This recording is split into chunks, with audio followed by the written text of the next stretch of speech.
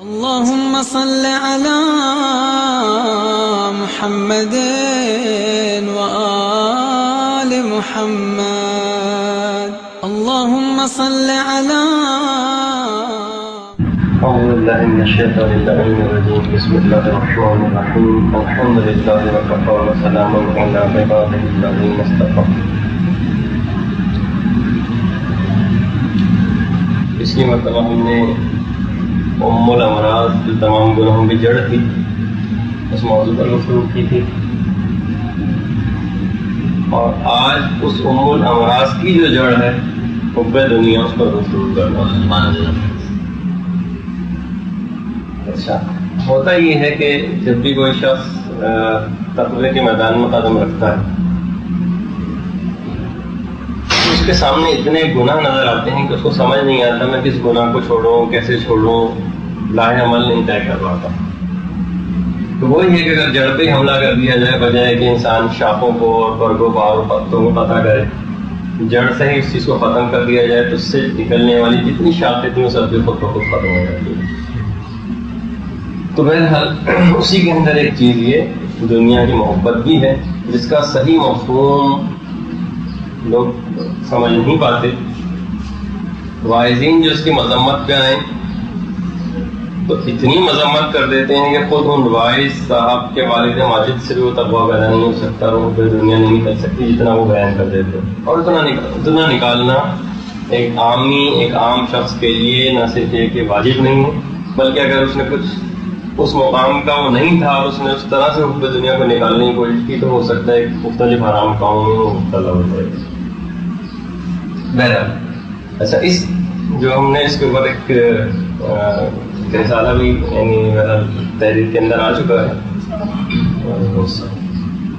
اس کے اندر اسی انداز کو اختیار کیا ہے جو ہم نے اپنی رسالے ام الامراض کے اندر اختیار کیا ہے. یعنی وہی پہلے تو اس کی کچھ مذمت ہے، حب دنیا یعنی خود دنیا کیا چیز ہے، اس کون سی دنیا مذموم ہے اور کون سی دنیا ممدوح ہے، یعنی کون سی ایسی دنیا بھی ہے کہ جس کی بہت زیادہ تعریف کی گئی. حد اعتدال والا نظریہ کون سا ہے کہ ان دونوں کو جب جمع کریں گے آپ تو اعتدال والا نظریہ کیا ملے گا، اس کی علامتیں کیا ہیں حب دنیا کی، اس کے علاج کے طریقے کیا ہیں. تو اب میں جو کچھ لکھا ہے آپ کے سامنے اور علماء نے جو اپنی کتابوں میں لکھا ہے میں تھوڑا تھوڑا اس کو پڑھتا جاتا ہوں تاکہ آپ کے سامنے اس چیز کی وضاحت آتی رہے. کچھ علماء نے لکھا ہے کہ ایک مرد عارف نے دنیا کو خواب میں دیکھا. اچھا، یہ بڑی حکایتوں کے اندر ہے. کبھی کبھار دنیا مجسم ہو کر مولا کائنات کے سامنے آئی، کبھی دنیا مجسم ہو کر جناب رسول خدا کے سامنے آئی. تو اسی طریقے سے عرفاء جو مقام حقیقت تک پہنچ جاتے ہیں اور چیز کو اپنی اصل نگاہ کے اندر وہ دیکھ لیتے ہیں، انہوں نے اس دنیا کو خواب میں دیکھا کہ وہ گڑیا ہے. ظاہر ہے کہ دنیا کی کب سے پیدا ہے اس حوالے سے آپ حساب لگائیں تو دنیا ایک گڑیا ہے لیکن وہ ہے ابھی تک کنواری. اچھا، یہ ایک اس کے اندر ایک دلچسپ پہلو تھا. انہوں نے اس دنیا سے سوال کیا کہ تو اتنی عمر تیری ہو چکی ہے، تیرے کتنے خصم دنیا کے اندر پیدا ہوئے اور تیرے پاس آئے، تو کیا وجہ ہے کہ تو ابھی تک کنواری. تو اس دنیا نے کہا اصل بات یہ ہے کہ جو مرد تھے انہوں نے مجھے منہ نہیں لگایا اور جو میرے عاشق تھے وہ نامرد تھے انہوں نے میں نے منہ نہیں لگایا. نتیجہ یہ ہوا کہ میں ابھی تک کنواری. اس سے اندازہ ہے کہ وہ جو امام کتابوں میں پڑھتے ہیں، آیت اللہ مظاہری کتابوں میں پڑھتے ہیں کہ جنت میں مومن پہنچ جائیں گے اور التفات تک نہ کریں گے اور حوریں شکایت کرتی رہیں گی.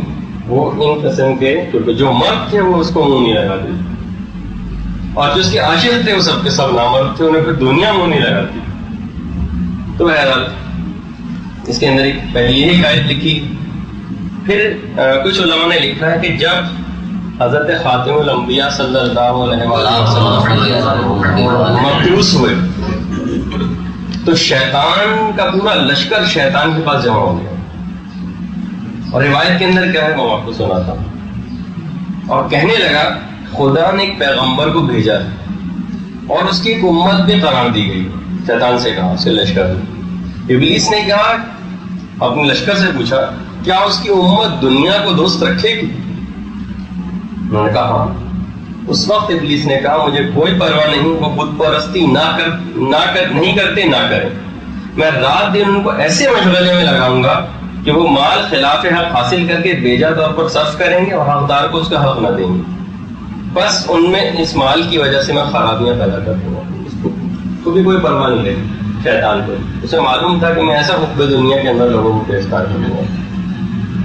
ایک مرد دانا کا قول لکھا گیا ہے مختلف کتابوں میں کہ دنیا اصل میں شیطان کی ایک دکان ہے جس سے تمہیں کوئی چیز خریدنی نہیں چاہیے، ورنہ شیطان تمہیں اپنا گاہک سمجھ کر تمہارا پیچھا ہی کہاں چھوڑے گا۔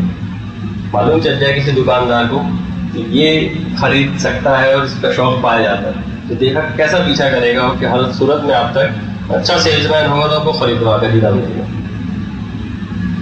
اچھا، اس کے بعد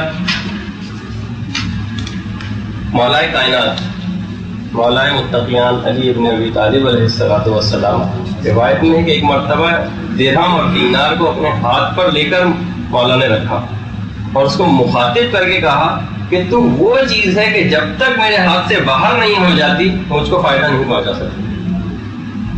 آپ خود دیکھیں کہ انسان فقط اس کے پاس مال و دولت اگر زیادہ ہے تو اس کو صرف دیکھ سکتا ہے، فائدہ اس کو اسی وقت ملے گا جب اس کے ہاتھ سے دور ہوگا، چاہے دنیاوی فائدہ وہ حاصل کرے چاہے وہ اخروی فائدہ حاصل کرنا چاہے، جب تک اس کے ہاتھ میں رہے گا اسے کوئی فائدہ نہیں پہنچا سکتا۔ ایسی چیزیں جس میں مفارقت ضروری ہے فائدہ پہنچانے کے لیے۔ عبداللہ ابن مسعود ایک صحابی رسول ہیں، ان کا قول بھی علماء نے کتابوں میں نقل کیا ہے کہ ہر شخص صبح کو مہمان اور اس کا مال اس کے ہاتھ میں امانت ہے، مہمان کو بہرحال جانا ہے، امانت کو ہر صورت میں ادا کرنا ہے۔ ہر شخص مہمان، اور واقعی اگر یہ دماغ میں اگر پیدا ہوتی رہے چیز میں چیتا چیز اتنا وقت نہیں ہوگا اور یہ کافی طویل ہے تو بہرحال۔ اچھا، حضرت ابو دردہ رسول ایک صحابی تھے، علم اخلاق کے اندر ان سے بہت ساری حدیثیں اخلاقی کتابوں کے اندر نقل کی گئی۔ کہنے لگے ہم غریب لوگ مالداروں کے ساتھ ناانصافی کر جاتے ہیں، جو ہم کھاتے ہیں جو مالدار کھاتے ہیں وہ ہم کھاتے ہیں۔ ان کا جملے کھانے پینے اور پہننے میں ہم برابر کے شریک ہیں، ظاہر وہ بھی لباس پہنتے ہیں، ہم صرف کیفیت کا ایک فرق ہے۔ فاضل مال کو مالدار بھی استعمال نہیں کرتے، ہاں صرف دیکھتے ہیں، اور دیکھنے کے تو ہمیں بھی مل جاتا۔ مالداروں کے اوپر اس مال کی حفاظت کی ذمہ داری الگ ہے، ہمارے پاس ہے نہیں تو ہمیں حفاظت کی ذمہ داری بھی نہیں۔ قیامت کے دن ان سے تمام مال کا حساب لیا جائے گا، مجھ سے بھی بری الزمہ ہے آپ مالداروں کو خامخواہ نہ برا کہتے ہیں۔ وہ تو بیچارہ کہا جائے ان مالدار لوگوں کو۔ ابو دردہ جو رسول کے ساتھ تفسیر روح البیان ہماری ایک بڑی مشہور تفسیر ہے، اس میں واقعہ نقل کیا گیا ایک بادشاہ کو نہایت قیمتی موتی تحفے میں ملا۔ اچھا، بادشاہ نے اپنے وزیر کو دکھایا، وزیر آپ پوچھا کہ تمہاری اس موتی کے متعلق رائے کیا ہے؟ وزیر نے کہا بادشاہ سلامت، آپ کچھ بھی کہیں لاکھ قیمتی موتی سے ہی آپ کے قابل نہیں ہیں۔ بادشاہ نے کہا جی فضا قسم کا وزیر ہے، اتنا قیمتی موتی اور اس کو کوئی وہ نہیں۔ اب ٹھیک ہے، ایک آدمی کو اس نے موتی دیا، کہا کہ اس کو تم اپنے پاس حفاظت سے رکھو، جب میں منگاؤں تو میرے پاس لے کر آنا۔ وہ شخص جب وہ موتی بادشاہ نے منگایا وہ لے کر آ رہا تو اس کے ہاتھ سے موتی چھوٹ گیا اور ٹوٹ کے نیچے گر کے ٹوٹ گیا۔ بادشاہ کو بڑا سخت افسوس ہوا۔ بس وہ ذہین عقل مند اور ضیاء کے وزیر نے بادشاہ سے کہا بادشاہ سلامت، یہ تو ہونا ہی تھا، اس کو تو میں نے آپ سے خود کہا تھا کہ موتی آپ کے قابل، جس چیز کو ٹوٹ جانا ہو، جس کی قیمت میں فنا ہو جانا دیکھا ہو، آپ کے قابل نہیں ہے۔ اسی طریقے سے علماء تفسیر روح البیان میں لکھ کر اس کے بعد پھر ہم نے لکھا ہے کہ اصل میں بھی یہ کہ شروع عقل مند انسان شروع ہی سے اس فانی دنیا سے دل نہیں لگاتا، اس میں کھپتا نہیں ہے، انہماک فی دنیا کے اندر مبتلا نہیں ہوتا۔ جس چیز کو ٹوٹنا ہو، فنا ہو جانا ہو، کوئی عقل مند آدمی کو چاہیے کہ اس کے اندر دل نہ لگا۔ آیت اللہ دستغیب شیرازی ایک واقعہ نقل کرتے ہیں اپنی کتاب میں۔ اصل میں یہ ہوتا یہ ہے کہ جب ابھی آپ اس کے علاج کے طریقے حب دنیا کو کم کرنے کے سنیں گے تو اس سے خود فائدے بہت حاصل ہوتے ہیں۔ سب سے بڑا فائدہ ہوتا ہے لکھا کہ حب دنیا کم ہو جائے تو کتنی ہی تکلیفیں آپ پہ کیوں نہ پڑے آپ کے لیے بے انتہا آسان ہو جاتی ہیں۔ کہنے لگے اسی طریقے سے ایک عالم کسی جگہ سے گزر رہے تھے کہ اوپر سے کسی نے کچھ ریت مٹی وہ اوپر سے پھینکی اب ان کے جملے کیا ہیں؟ اچھا دیکھیے، صرف یہ ان افراد کی زبان پہ چیز آ سکتی ہے جن کو ہر وقت آخرت کا خیال دماغ میں رہتا ہو. جیسی ان کے سر پہ مٹی گری، انہوں نے کہا خداوندہ تیرا شکر ہے، میرے سر پر تو گناہوں کا ایسا بوجھ ہے، اگر پتھر بھی پھینکے جائے تو وہ نہ اترے، اور تو کتنا مہربان ہے کہ مجھ پہ تو نے نرم نرم خاک کی پھینکوا دی. ہر وقت صرف اور صرف دماغ میں عالم آخرت. تو بہرحال اسی طریقے سے علماء نے کہا اگر حقیقتاً شوق وطن اصلی پیدا ہو جائے تو دنیا کی کوئی تکلیف اس کے لیے تکلیف نہیں رہتی. یہ صرف اور صرف ان طریقہ کار جو علماء نے اس کے لکھے ہیں حب دنیا کو کم کرنے کے، اس کو صرف تجربہ کر کے آپ محسوس کر سکتے ہو. حتیٰ کہ اگر زیادہ ترقی کر کے کہوں کہ اگر کسی قریبی رشتہ دار کا انتقال بھی ہو جائے تو ٹھیک ہے، ایک فطری رنج اور علم تو دل کو محسوس ہوگا، لیکن ایک گونا اطمینان وہ دل کے اندر موجود رہے گا. اس کوئی تکلیف اس کو تکلیف نہیں محسوس ہوتی، ہر تکلیف کے اندر راحت. بلکہ اکثر تو خود علامہ مجلسی کی بیٹی کا واقعہ نقل کیا گیا کتابوں میں کہ جب کوئی چیز پاؤں میں چپ جاتی تھی، ایک دفعہ ٹانگ ہی بلکہ ٹوٹ گئی تو انہوں نے شکر خدا ادا کیا. تو بعض اوقات انسان اس مرحلے تک آ جاتا ہے. اور حب دنیا کے اندر جو مبتلا ہوتا ہے، اس کی گاڑی کے اوپر کوئی چڑھ کے بیٹھ جائے، ذرا سی انگلی لگا دے، گھر کے اوپر کوئی چوک سے لکھ کر چلا جائے تو اس کا دل رنجیدہ ہو جاتا ہے. تو جتنا یہ چیز ابھی علامتیں جب میں بیان کروں گا تو اس کے اندر آپ خود دیکھیں گے کہ ہر شخص کے اندر کس حد تک یہ چیز پائی جاتی ہے. اور جتنے بھی ہمارے ائمہ گزرے مولا کائنات کو تو خیر آپ نمبر 1 قرار دے دیں ان معنوں میں کہ دنیا کی جتنی مذمت اور آخرت کا جتنا شوق حدیثوں کے اندر مولا نے دلایا ہے، دیگر ائمہ نے کا بھی اپنی جگہ، لیکن مولا کی تو کوئی کلام ایسا نہیں ہے کہ جس کے اندر شوق آخرت ہو. اکثر تو روایتوں میں کہ بازاروں میں نکل جاتے تھے اور لوگوں کو کہتے تھے کہ تم کہاں بازاروں کے اندر اپنے وقت کو ضائع کر رہے ہو، تو ذات راہ تمہیں بہت زیادہ حاصل کرنا، سفر تمہارا بہت طویل ہے، کہاں وقت کو ضائع کرتے پھر رہے. تو اسی طریقے سے یہ جب علامتیں بیان ہوں گی تو اس کے اندر بھی چیز آئے گی. جب بھی علماء نے کہا کہ حب دنیا میں مبتلا شخص کی جو مثال ہے اصل میں وہ ریشم کے کیڑے کی سی ہوتی ہے. ریشم کا کیڑا ایک وقت ایسا آتا ہے بنتا رہتا ہے ریشم، اور ایک وقت ایسا آ جاتا ہے کہ وہ خود اپنی ہی جال کے اندر پھنس جاتا ہے اور اسی رنج اور کوشش کے اندر وہ ہلاک ہو جاتا ہے، نکل نہیں پاتا اور اسی کے اندر مر جاتا ہے. تو کہا حب دنیا مبتلا شخص کی مثال ریشم کے اس کیڑے کی سی. اتنے دنیاوی جھمیلوں بکھیڑوں کے اندر پھنس جاتا ہے، ایک تمنا سے دوسری تمنا، دوسری تمنا سے تیسری تمنا، چوتھی ہزاروں لاکھوں تمنائیں، اور اس کے اندر سے کبھی نکل نہیں پاتا. اچھا، قرآن کی ایک آیت ہے جو آگے چل کے میں اس کا تھوڑا سا ایک تجزیہ و تحلیل آپ کے سامنے پیش کروں گا کہ لو کانوا یعلمون. ایک دنیا کی پہلے مذمت بیان کی، پھر پروردگار نے کہا کہ کاش تم علم رکھتے، تم جان لیتے کہ اس دنیا کی حقیقت کیا ہے. تو علماء نے تو یہاں اس میں ایک جملہ جو آگے چل کے آنا تھا وہ بیان کر دوں. کہا کہ اس کے اندر ایک تمنا پائی جاتی ہے کہ تم ویسے تو دنیا کے اندر بڑے ہونے میں ہو، لیکن افسوس تم دین سے تو کورے تھے ہی، دنیا کے معاملے میں بھی کورے، تم اس کی حقیقت ہی نہیں سمجھ سکتے. جی ہاں، تو اس دنیا اگر مثلا دنیا میں مبتلا شخص سے بھی اگر پوچھا جائے تم بتاؤ کہ دنیا کیا ہے، دنیا کی تعریف کیا ہے، دنیا لفظی معنی کیا ہے دنیا کے، تو لوگوں کو نہیں پتا. تو جب یہ کیفیت ہو کسی چیز کے لفظی معنی تک نہ بتاؤ، اصل میں نکلا ہے لفظ دنیا دنوں سے. دنوں کے معنی دال نون واو، دنوں کے معنی قریب کی چیز، جب یہ آخرت جو آخر میں آنے والی ہے، قریب جو جلد ملنے والی ہے. اس وجہ سے اس دنیا کو، کیونکہ یہاں فائدے جلدی حاصل ہو جاتے ہیں، عالم آخرت میں یہ کہا جائے کہ ادھار ہے وہ فائدے، تو بہرحال اس وجہ سے دنیا کو دنیا کہا گیا. لیکن مولا کائنات نے دنیا کی کیا تعریف بتائی؟ فرماتے ہیں ایک شخص نے سردار الاولیاء امیر المومنین علی ابن ابی طالب علیہ السلام عرض کہ مولا دنیا کی تعریف کیجیے کیا ہے؟ امام نے فرمایا اس دنیا کی میں کیا تعریف کروں؟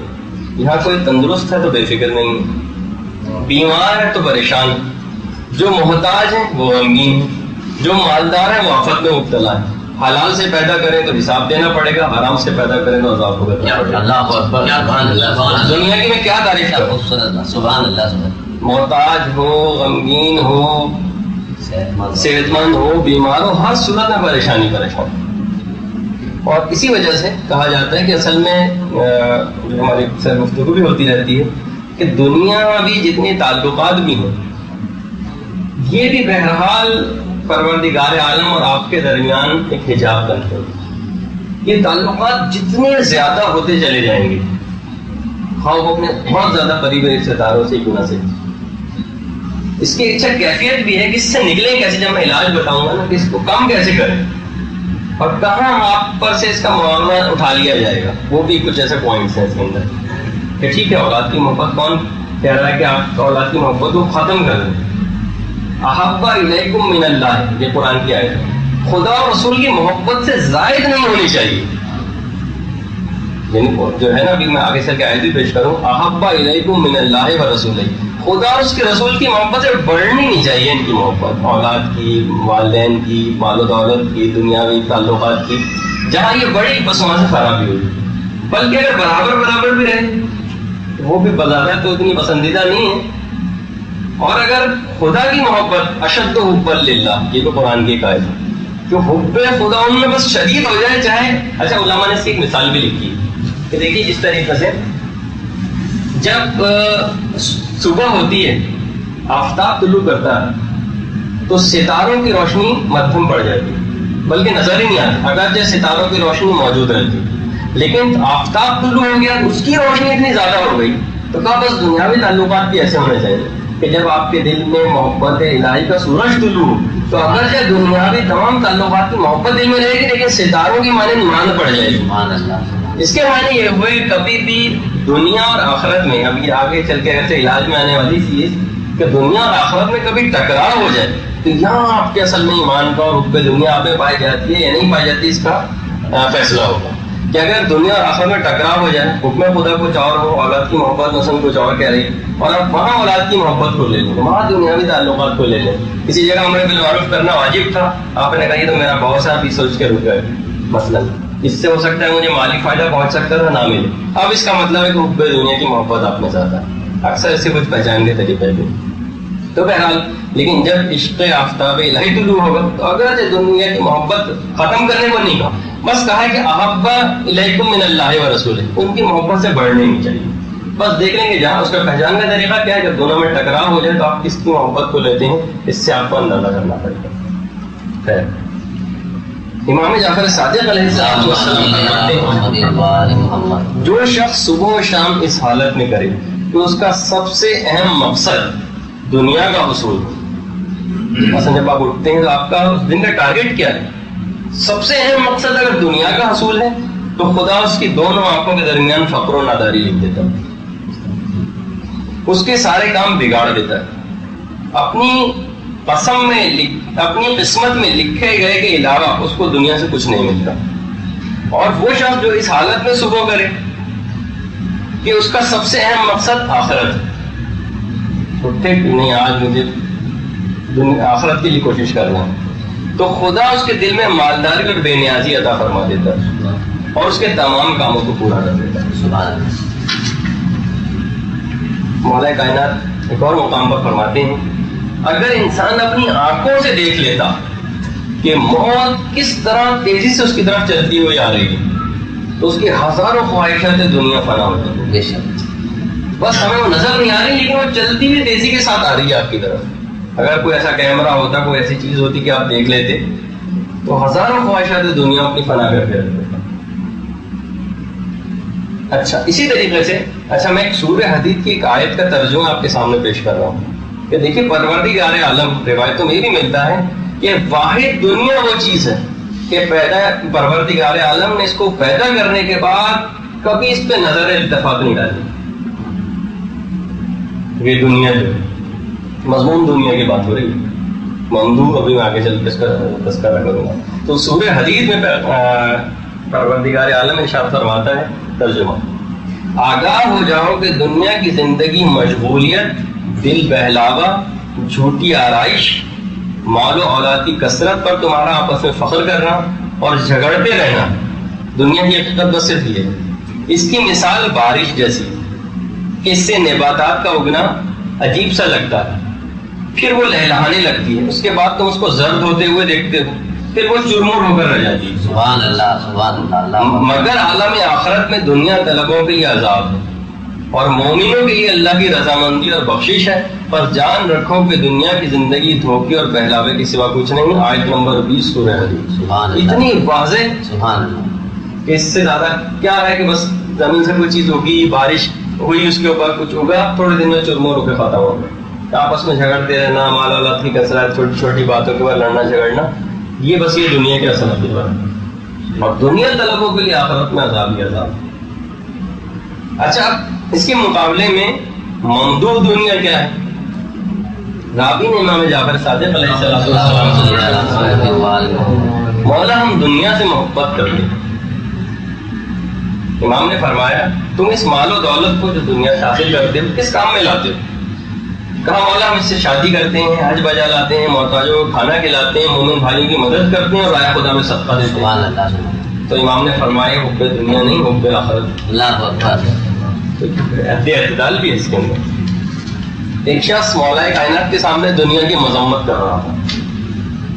آپ نے اس کے جواب میں فرمایا یہ دنیا سچائی اور صداقت کا گھر ہے اس کے لیے جو اس کی تصدیق کرے، امن و امان اور عافیت کا گھر جو اس کی حقیقت کو پہچان لے، بے نیاز ہونے کا مکان ہے جو اس سے ذات راہ کو حاصل کرے، نصیحت حاصل کرنے کی جگہ ہے جو اس سے نصیحت حاصل کرے. یہ دنیا اللہ کے دوستوں کی سجدہ کرنے کی جگہ، اللہ کے فرشتوں کے لیے نماز کا مکان ہے. دنیا اللہ کی وحی نازل ہونے کی جگہ، خدا کے اولیاء کے لیے تجارت کی جگہ. انہوں نے دنیا میں اللہ کے فضل اور رحمت کو حاصل کیا اور جنت کو منافع کے طور پر حاصل کیا. تو اگر آپ اس دنیا کو آخرت کے لیے حاصل کر رہے ہیں، کہا جاتا ہے حب دنیا فی الآخرہ اگر ہو جائے تو بس پھر آپ اس کا مطلب ہے کہ حب دنیا کو نقصان نہیں پہنچا سکتے. حب دنیا دنیا اگر ہو، دنیا کی محبت دنیا کے لیے، تو یہ یہاں خرابی پیدا ہوتی ہے. حب دنیا للآخرہ اگر ہو جائے تو بس وہاں پر بگڑا ہوا کام بھی بن جائے گا. اچھا حب دنیا کی حقیقت کیا ہے؟ اس میں آیت اللہ آصف محسنی نے اپنی کتاب اسلامی اخلاق کی جدید اسلوب کے اندر اس کا ایک نظریہ اپنا دیا ہے جو موجودہ معاشرے کے اعتبار سے کافی بہتر ہے. وہ میں کوشش کروں گا کہ سب سے آخر میں اس کو پڑھوں. بہرحال امام سجاد کی ایک اور حدیث فرماتے ہیں کہ دنیا منہ پھیر کر جا رہی ہے اور آخرت متوجہ ہو کر آ رہی ہے. دنیا منہ پھیر کر جا رہی ہے، آخرت متوجہ ہو کر آ رہی ہے. بس ہر شخص پر لازم ہے کہ صاحب آخرت ہونے کی کوشش کرے اور دنیا سے دل اٹھا دے. اور کچھ جو ہے کسی جگہ میں نے شعر بھی پڑھا، واقعی وہی کیفیت پیدا ہو جانی چاہیے کہ دنیا سے میں گزرا ہوں، دنیا دار نہیں ہوں، بازار سے گزرا ہوں، خریدار نہیں ہوں. تو جس طرح کی کیفیت پیدا ہو جائے. اچھا حب دنیا کے سلسلے میں جو حدیثیں ہیں اور علماء نے اس کا تجزیہ و تحلیل کیا ہے، کیونکہ دیکھیے جب تک کسی جو مرض زیادہ بڑا پایا جاتا ہے اس کو اتنا ہی ڈیٹیل کے ساتھ اسٹڈی بھی کرنا ضروری ہوتا ہے. سرسری سا پڑھیں گے، مثلا بڑے بڑے امراض ہیں، کینسر ہے، ایڈس ہے، مختلف قسم کی ایسی بیماریاں ہیں کہ اگر ڈاکٹروں کو بہت ہی سرسری سے اس کے متعلق پڑھایا جائے تو یقیناً مریضوں کو نقصان پہنچے گا. کوئی شخص اپنے اندر اور اس مرض کو جانچنا چاہتا ہے تو اس کو ذرا ڈیپتھ میں مطالعہ کرنا پڑے گا. اب دیکھیے رسول کی حدیث، ایک حدیث ہے اور یقیناً آپ نے پڑھی ہوگی، لیکن جو علماء نے اس کا تجزیہ و تحلیل کیا ہے. جناب رسول خدا ارشاد فرماتے ہیں کن فی الدنیا کأنک غریب و عابر سبیل. دنیا میں ایسے رہو جیسے مسافر جو راستہ طے کر رہا ہو، کہیں مقیم نہ ہو. بس اچھا کتنی واضح. اب دیکھیے نقطہ نمبر 1، علماء نے کہا دیکھیے مسافروں کی اصل میں ہوتی ہیں 2 قسمیں. ایک مسافر سفر کرتے 1-2 منٹ کے لیے ٹھہر جاتا ہے تو اس کو مقیم نہیں کہتے، جس نے قیام کر لیا. اس کو اصل میں کہتے ہیں واقف، اس نے وقوف کیا ہے، رکا ہے تھوڑی دیر کے لیے لیکن مقیم نہیں ہوا. اچھا اگر آپ کسی شخص سے کہیں کہ بھائی دنیا کی مذمت بیان کریں تو کہتا ہاں یہ ہمیں بھی معلوم ہے کہ دنیا کے اندر رکنا نہیں، ہر شخص کو فنا ہو جانا، لیکن اسباب وہ ایسے کر رہا ہے کہ جو کہ مقیم کیا کرتا ہے. ٹھیک ہے نا. اچھا دوسرا نقطہ رسول نے کہا، رسول اسلام فرماتے دنیا سے ایسا برتاؤ کرو جیسے مسافر. اچھا مسافر جب سفر کے اندر اسباب سامان اپنا لیتا ہے تو کتنا سامان لیتا ہے؟ اتنا لیتا ہے بس جتنا سفر میں ضرورت پیش آتی ہے. اگر وہ دنیا جہان کا سارا سامان ہزاروں قسم کے اپنے بیگ تیار کر لے تو اس کو کہا جائے گا بھائی آپ سفر نہیں کر رہے، کیا کر رہے ہیں؟ ہر شخص اس کی مذمت کرے گا. تو اس کا مطلب یہ ہوا علماء نے کہا کہ غیر ضروری لگژریز، غیر ضروری آسائشوں کا حصول ان سے بہرحال اپنے آپ کو بچانا پڑے گا. یہ دنیاوی جتنے تعلقات جو ہم پرسوں کی ہماری جو گفتگو ہو رہی تھی اس کے اندر شیخ فرید الدین عطار، اچھا اگرچہ بہت سے صوفیہ ایسے گزرے ہیں کہ اگرچہ ان کا شمار بظاہر اہل سنت افراد کے اندر ہوتا ہے، لیکن اکثر ہمارے علماء نے ان کا اپنی کتابوں کے اندر تذکرہ کیا. شیخ فرید الدین عطار کے متعلق زیادہ امکان شاید یہ ہو کہ یہ وہ اہل سنت کے اندر سے ہوں، لیکن یہ کہ بہرحال ہمارے علماء نے بھی ان کا ذکر کیا. کیا ان کا واقعہ ہے کہ اصل میں وہ تھے، اصل میں عطر کی ان کی دکان ہوا کرتی تھی جس میں ہزاروں لاکھوں قسم کی عطر کی پیشیاں رکھی ہوتی تھیں. شیخ فرید الدین عطار کے ایک دفعہ اپنی دکان میں کھڑے ہوئے تھے کہ ایک شخص آیا، اب یہ بھی نہیں معلوم کہ وہ شخص کون تھا، اور بہت حیرانگی سے ان کی بوتلوں کو دیکھنے لگا ادھر. اور کیا دیکھ رہے ہو؟ کہا ہے میں یہ دیکھ رہا ہوں کہ جب تمہاری جان نکلے گی تو تم مرو گے آخر کس طرح سے؟ نے کہا کس کی کیا معنی؟ کہا کہ نہیں میں دیکھ رہا ہوں کہ تمہاری بوتل ایک تمہاری روح ایک بوتل سے دوسرے بوتل دوسرے تیسرے چوتھی لاکھوں بوتلوں کے اندر تمہاری روح پھرتی رہے گی، جان آسانی سے نہیں کر سکے. فرید نے کہا جان میری ویسی نکلے گی تمہاری نکلے گی. اس نے کہا میری کس طرح سے نکلے گی؟ میرے پاس تو کچھ بھی نہیں، دیکھو میری جان کس طرح سے نکلتی. کلمہ اس نے پڑھا، زمین کو پر لیٹا اور انتقال کر گیا. سبحان اللہ. یہ روایت اس میں حکایت کے اندر ملتا ہے. تو اصل میں اس کا بیان کرنے کا مقصد فرید الدین عطار کے اوپر اس واقعے کا ایسا اثر ہو کہ اس کے بعد خیر انہوں نے اپنی پوری تمام تجارت کو خیر آباد کہا اور علم دین کی طرف توجہ اور پھر اس کے بعد اس میں آگے بڑھے. مقصد کہنے کا ہے کہ جتنا آسائشیں اور چیزیں ہیں، حتیٰ کہ ہمارے علماء نے بھی لکھا ہے کہ جتنی آپ چیزیں اختیار کریں گے ان سے یقیناً ایک دل بستگی اور ایک محبت پیدا ہوتی جائے گی.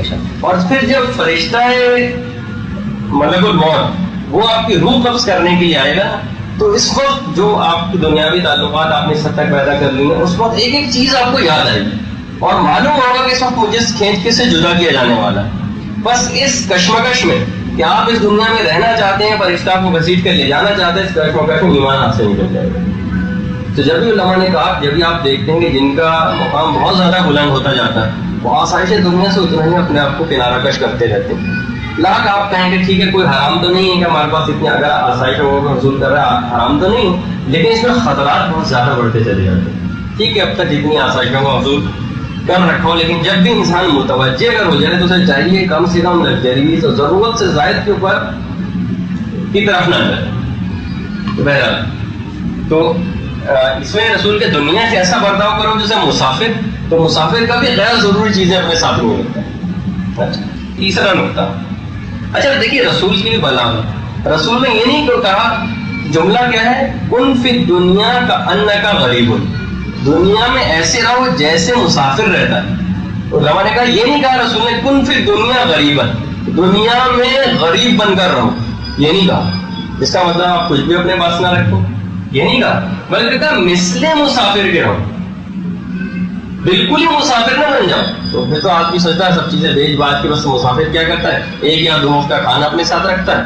تو رسول نے یہ کہا مثل مسافر کے رہو، یہ نہیں کہ بس مسافر ہی بن کر رہو، یہ نہیں کہا.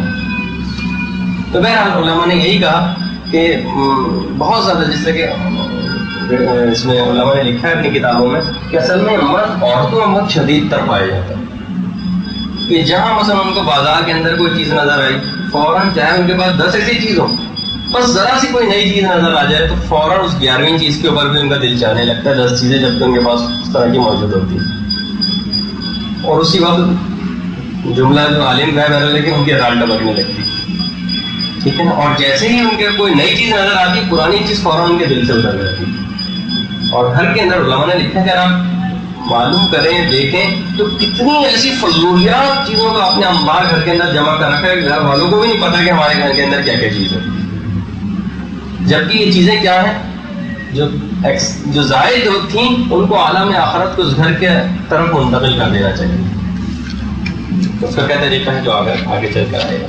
چوتھا نقطہ اللہ نے بتایا اس حدیث کے ضمن میں کہ اس حدیث پر جو بھی عامل ہوگا نا وہ دنیا میں لڑائی جھگڑا کسی سے نہیں کرے گا. مسافر کو آپ نے دیکھا جب سفر میں ہو تو آدمی لڑائی جھگڑے سے گریز کرتا ہے کہ بھائی کون اپنا سفر کھوٹا کرے، خام خواہ کہ میں لڑائی جھگڑوں کے اندر پڑوں گا، چھوڑو. جب رسول نے کہا مسافر بن کر رہا ہوں، تو اگر اس کا مطلب ہے کوئی کہیں کسی جگہ رک کے لڑائی جھگڑا اور پولیس میں رپورٹ درج کرانے چلا گیا، وہ کہے گا بھائی مجھے اپنے سفر کھوٹا نہیں کرنا، مجھے جانا ہے، اس کے لیے ضروری ہے کہ میں مقیم بن جاؤں، اور مقیم وہ ہونا نہیں چاہتا.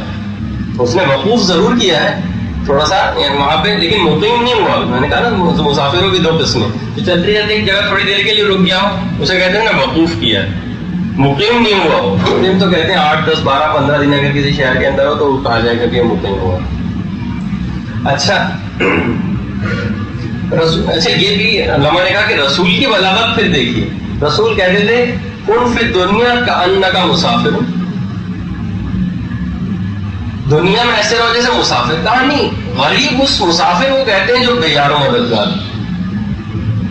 کیونکہ بہت سے مسافر، اگر صرف مسافر ہوتا تو بہت سے مسافر ایسے ہیں جو سفر کے اندر بے یار و مددگار نہیں ہوتے، بڑے قبر و فر کے ساتھ سفر کرتے ہیں. کہا کہ نہیں، ایسے رہو جو بے یار و مددگار ہو گیا. بے یار و مددگار کبھی کسی سے جھگڑا نہیں کرتا، جس کے بہت سارے حمایتی موجود ہوتے ہیں وہ جھگڑا کرنے میں تیار رہتا ہے. تو کہا کہ نہیں، مسافر کا لفظ استعمال کیا. کہا کہ غریب، جب امام حسین کو غریب اسی وجہ سے کہا تھا، ایسا جو کہ سفر میں بے یار و مددگار ہو گیا.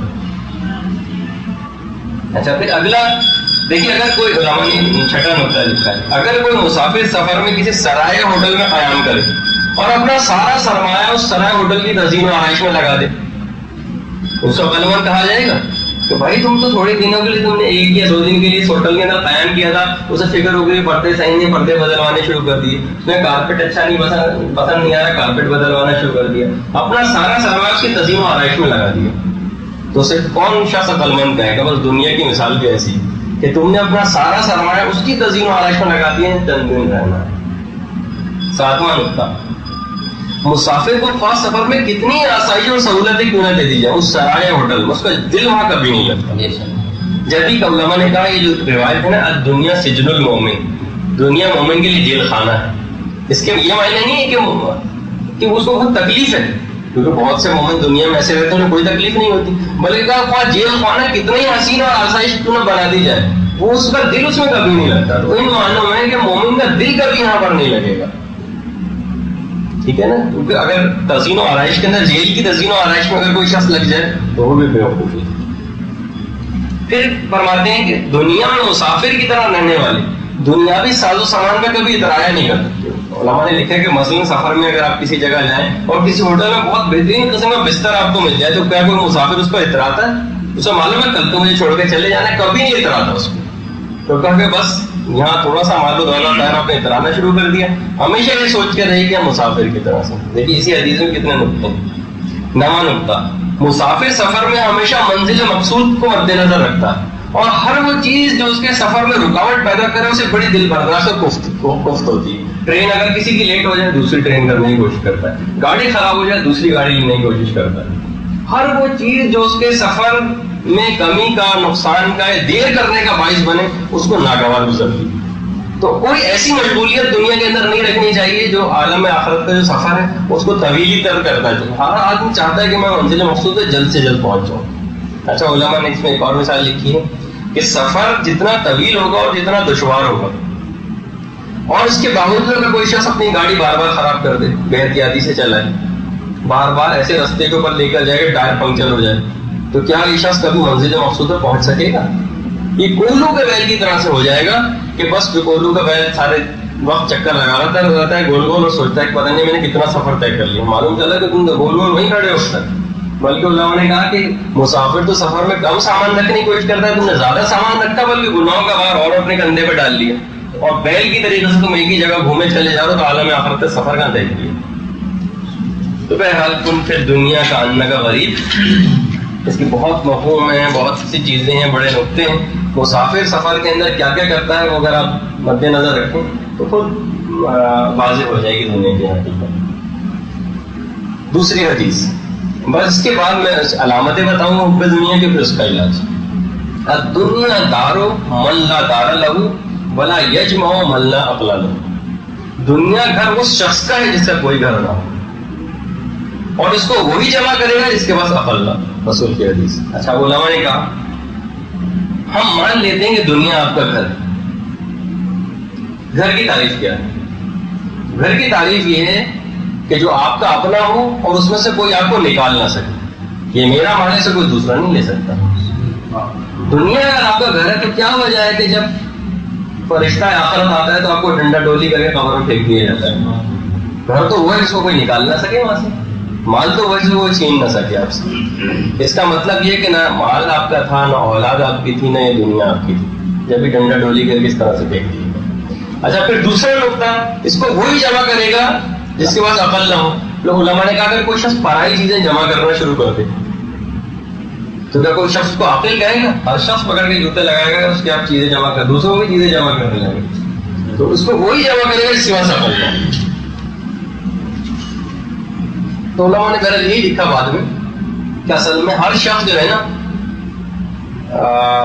کچھ پرانے علماء کی کتابوں میں ایک لفظ ہے, ہر شخص بس ایک چھکڑے کی طرح سے, اس پر اسباب, مال و متاع, گھر والے سب لدے ہوئے ہیں, وہ حمال ہے, بس اٹھا کے جیسی وہ منزل, حمال کا کام کیا ہوتا ہے, پلی کا کام کر رہا ہے, اٹھا کے کسی جگہ سے دوسری جگہ لے جانا ہے. جب آپ پہنچ جائیں گے آپ منزل مقصود تک, بس آپ کو الگ کر دیا جائے گا اسباب سے, جو مال اسباب جو لدا ہوا تھا آپ پہ الگ کر دیے جائیں گے, ادھر روانہ کر دیے جائیں گے. تو ظاہر ہے جو حمال ہو, جو سمجھے گاڑی کی طرح سے ہو, جو چھگڑے کی طرح سے کام کر رہا ہو, اس کو کبھی اس دنیا کو اپنا مقصد نہیں بنانا چاہیے. اچھا بہرحال اس کے اندر کچھ حدیثیں اور ہیں, میں اس کو کیونکہ اتنا وقت نہیں بچے گا کیونکہ مجھے اس کی اصل میں وہ بیان کرنا ہے, تو میں حدیثوں کو تو چھوڑ رہا ہوں اور براہ راست حب دنیا کی علامتوں پر آ رہا ہوں. اچھا ہم کیسے پہچانے کہ ہمارے اندر حب دنیا پائی جاتی ہے؟ علامت نمبر 1 کہ جب بھی کبھی کوئی تذکرہ ہوگا گھروں میں, آفیسز میں, ہر جگہ فقط ہوگا دنیا. اچھا علماء نے کہا حتیٰ کہ سفر, مثلا اگر کوئی سفر میں نسبتاً فراغت ہوتی, اس کے اندر بھی تذکرہ لے کے بیٹھے ہیں تو صرف دنیا کا. اور ایک اصول ہے, من احب شیئا اکثر من ذکر, جو شخص جس سے زیادہ محبت کرتا ہے اس کو اکثر ذکر کیا کرتا ہے. اس کا مطلب یہ ہوا, یہ علامت ہے کہ جو شخص جس چیز کا زیادہ ذکر کرے گا اس کا مطلب اس سے اس کی محبت زیادہ ہے. تو علامت نمبر 1 خاص طور پہ ہماری مردوں کی محفل میں تو پھر بھی کچھ نہ کچھ کسی حد تک کبھی ذکر ہو جاتا ہو, لیکن عورتوں اور دیندار عورتیں ہی کیوں نہ ہو, جو ویسے نماز روزہ کرتی ہیں اور دینی مسائل پر عمل کرتی ہیں, ان کی جب گفتگو ہوتی ہے تو اس میں دین کا کبھی تذکرہ نہیں آتا. جب بھی علماء نے کہا کہ نہیں, ان کے اندر حب دنیا کا مرض زیادہ پایا جاتا ہے. عورتوں کو خاص طور پر احتیاط کی ضرورت ہے کہ یہ علامت تو بہن ہی ہر شخص محسوس کر سکتا ہے. جو شخص جس کا زیادہ تذکرہ کرے گا اس کا مطلب اس سے زیادہ محبت کرتا ہے. علامت نمبر 1. اچھا اگر آخرت سے آپ زیادہ محبت کرتے تو عالم آخرت کا زیادہ تذکرہ کرتے, لیکن اس کا تذکرہ کہیں دیکھنے میں نہیں آتا, بلکہ کہیں موت اور اس سے ریلیٹڈ کوئی تذکرہ ہو جائے تو لوگ فوراً اس کو کٹ کرتے ہیں کہ نہیں یہ تذکرہ کہاں سے بیچ میں آ گیا. علامت نمبر 2, وقت کا فضول ضائع کرنا بھی حب دنیا کی علامت. ہر وقت ہاں ہنسی میں دل لگایا جاتا ہے, ہر وقت صرف بس وہی دنیاوی گفتگو. اچھا کوئی وقت ویسے تو دنیاوی دھندوں سے فرصت نہیں ملتی, اور اگر کوئی دنیاوی دھندے سے فرصت ملتی بھی ہے تو دل چاہتا ہے کسی دوست کے پاس جا کر کچھ گپ شپ لگائی جائے. ٹھیک ہے نا. علماء نے کہا کہ دیکھیے اگر کوئی شخص آپ کا مال چرا لے, کتنا غصے میں آ جاتے, وقت آپ کے مال سے بھی زیادہ قیمتی اور یہ دوست آپ کے اس وقت کو چرا رہے ہیں, جو دنیاوی دوست, تو ان سے کتنی زیادہ احتیاط کی ضرورت ہے. زیادہ راہ کتنا زیادہ حاصل کرنا ہے, سفر کتنا زیادہ طویل ہے, اور وقت کتنا زیادہ قیمتی. تو ایک آیت بھی ہے جو کہ جب حضرت اسرائیل آئیں گے اور روح قبض کرنے میں 1 منٹ بھی مہلت نہ دیں گے. قرآن کی آیت ہے اذا جاء اجلهم لا يستاخرون ساعة ولا يستقدمون, جب ان کا وقت آ پہنچتا ہے تو 1 ساعت نہ پیچھے ہٹ سکتے نہ آگے بڑھ سکتے. تو اتنا اہم یہ وقت دنیا کا جو ہمیں ملا ہے اور اس میں اوقات فراغت میسر آتے ہیں تو ہم دوستوں کے ساتھ گپ شپ کے اندر گزارتے ہیں. اس کو کتنا زیادہ انسان کو توجہ کی ضرورت ہے. تو دوسری علامت حب دنیا کی یہ ہے کہ فضول وقت کا ضائع کرنا. اگر کسی چیز کو آپ اہمیت دیتے ہیں نا تو پھر اس کا وہ کام بھی کرتے ہوئے آپ نظر آتے ہیں. اس کا مطلب ہے اس عالم آخرت کی کوئی اہمیت نہیں دیتے اور دنیا کی محبت زیادہ ہے. تیسری علامت حب دنیا سے اصل میں دل بہت سخت ہو جاتا ہے, نصیحت اثر نہیں کرتی. کہا جاتا ہے کہ دنیاوی خوشیوں کی جتنی مقدار آپ کے اندر موجود ہوگی اتنا ہی آخرت سے دل زیادہ اچاٹ ہوگا. جتنی دنیاوی خوشیاں حاصل کرتے جائیں گے آپ, کیونکہ قرآن کی آیت بھی ہے کلا ان الانسان لیطغی ان رآہ استغنی، ہرگز نہیں، یقیناً انسان سرکشی کرتا ہے جب وہ اپنے آپ کو غنی دیکھتا ہے. کسی کے پاس ذرا سی توانگری، فراغت، کچھ پیسہ آ جائے بس پھر اس کی سرکشی اور عصیان اصل میں شروع ہوتا ہے. کہا جاتا ہے کہ اگر دل میں یہ سختی آ جائے تو سینکڑوں نصیحتیں بھی اس کو اپنی اس سے نہیں ہٹا سکتی. تو دنیاوی یہ جو ابھی اس کا تذکرہ چلیں آگے چل کر آنے والا ہے.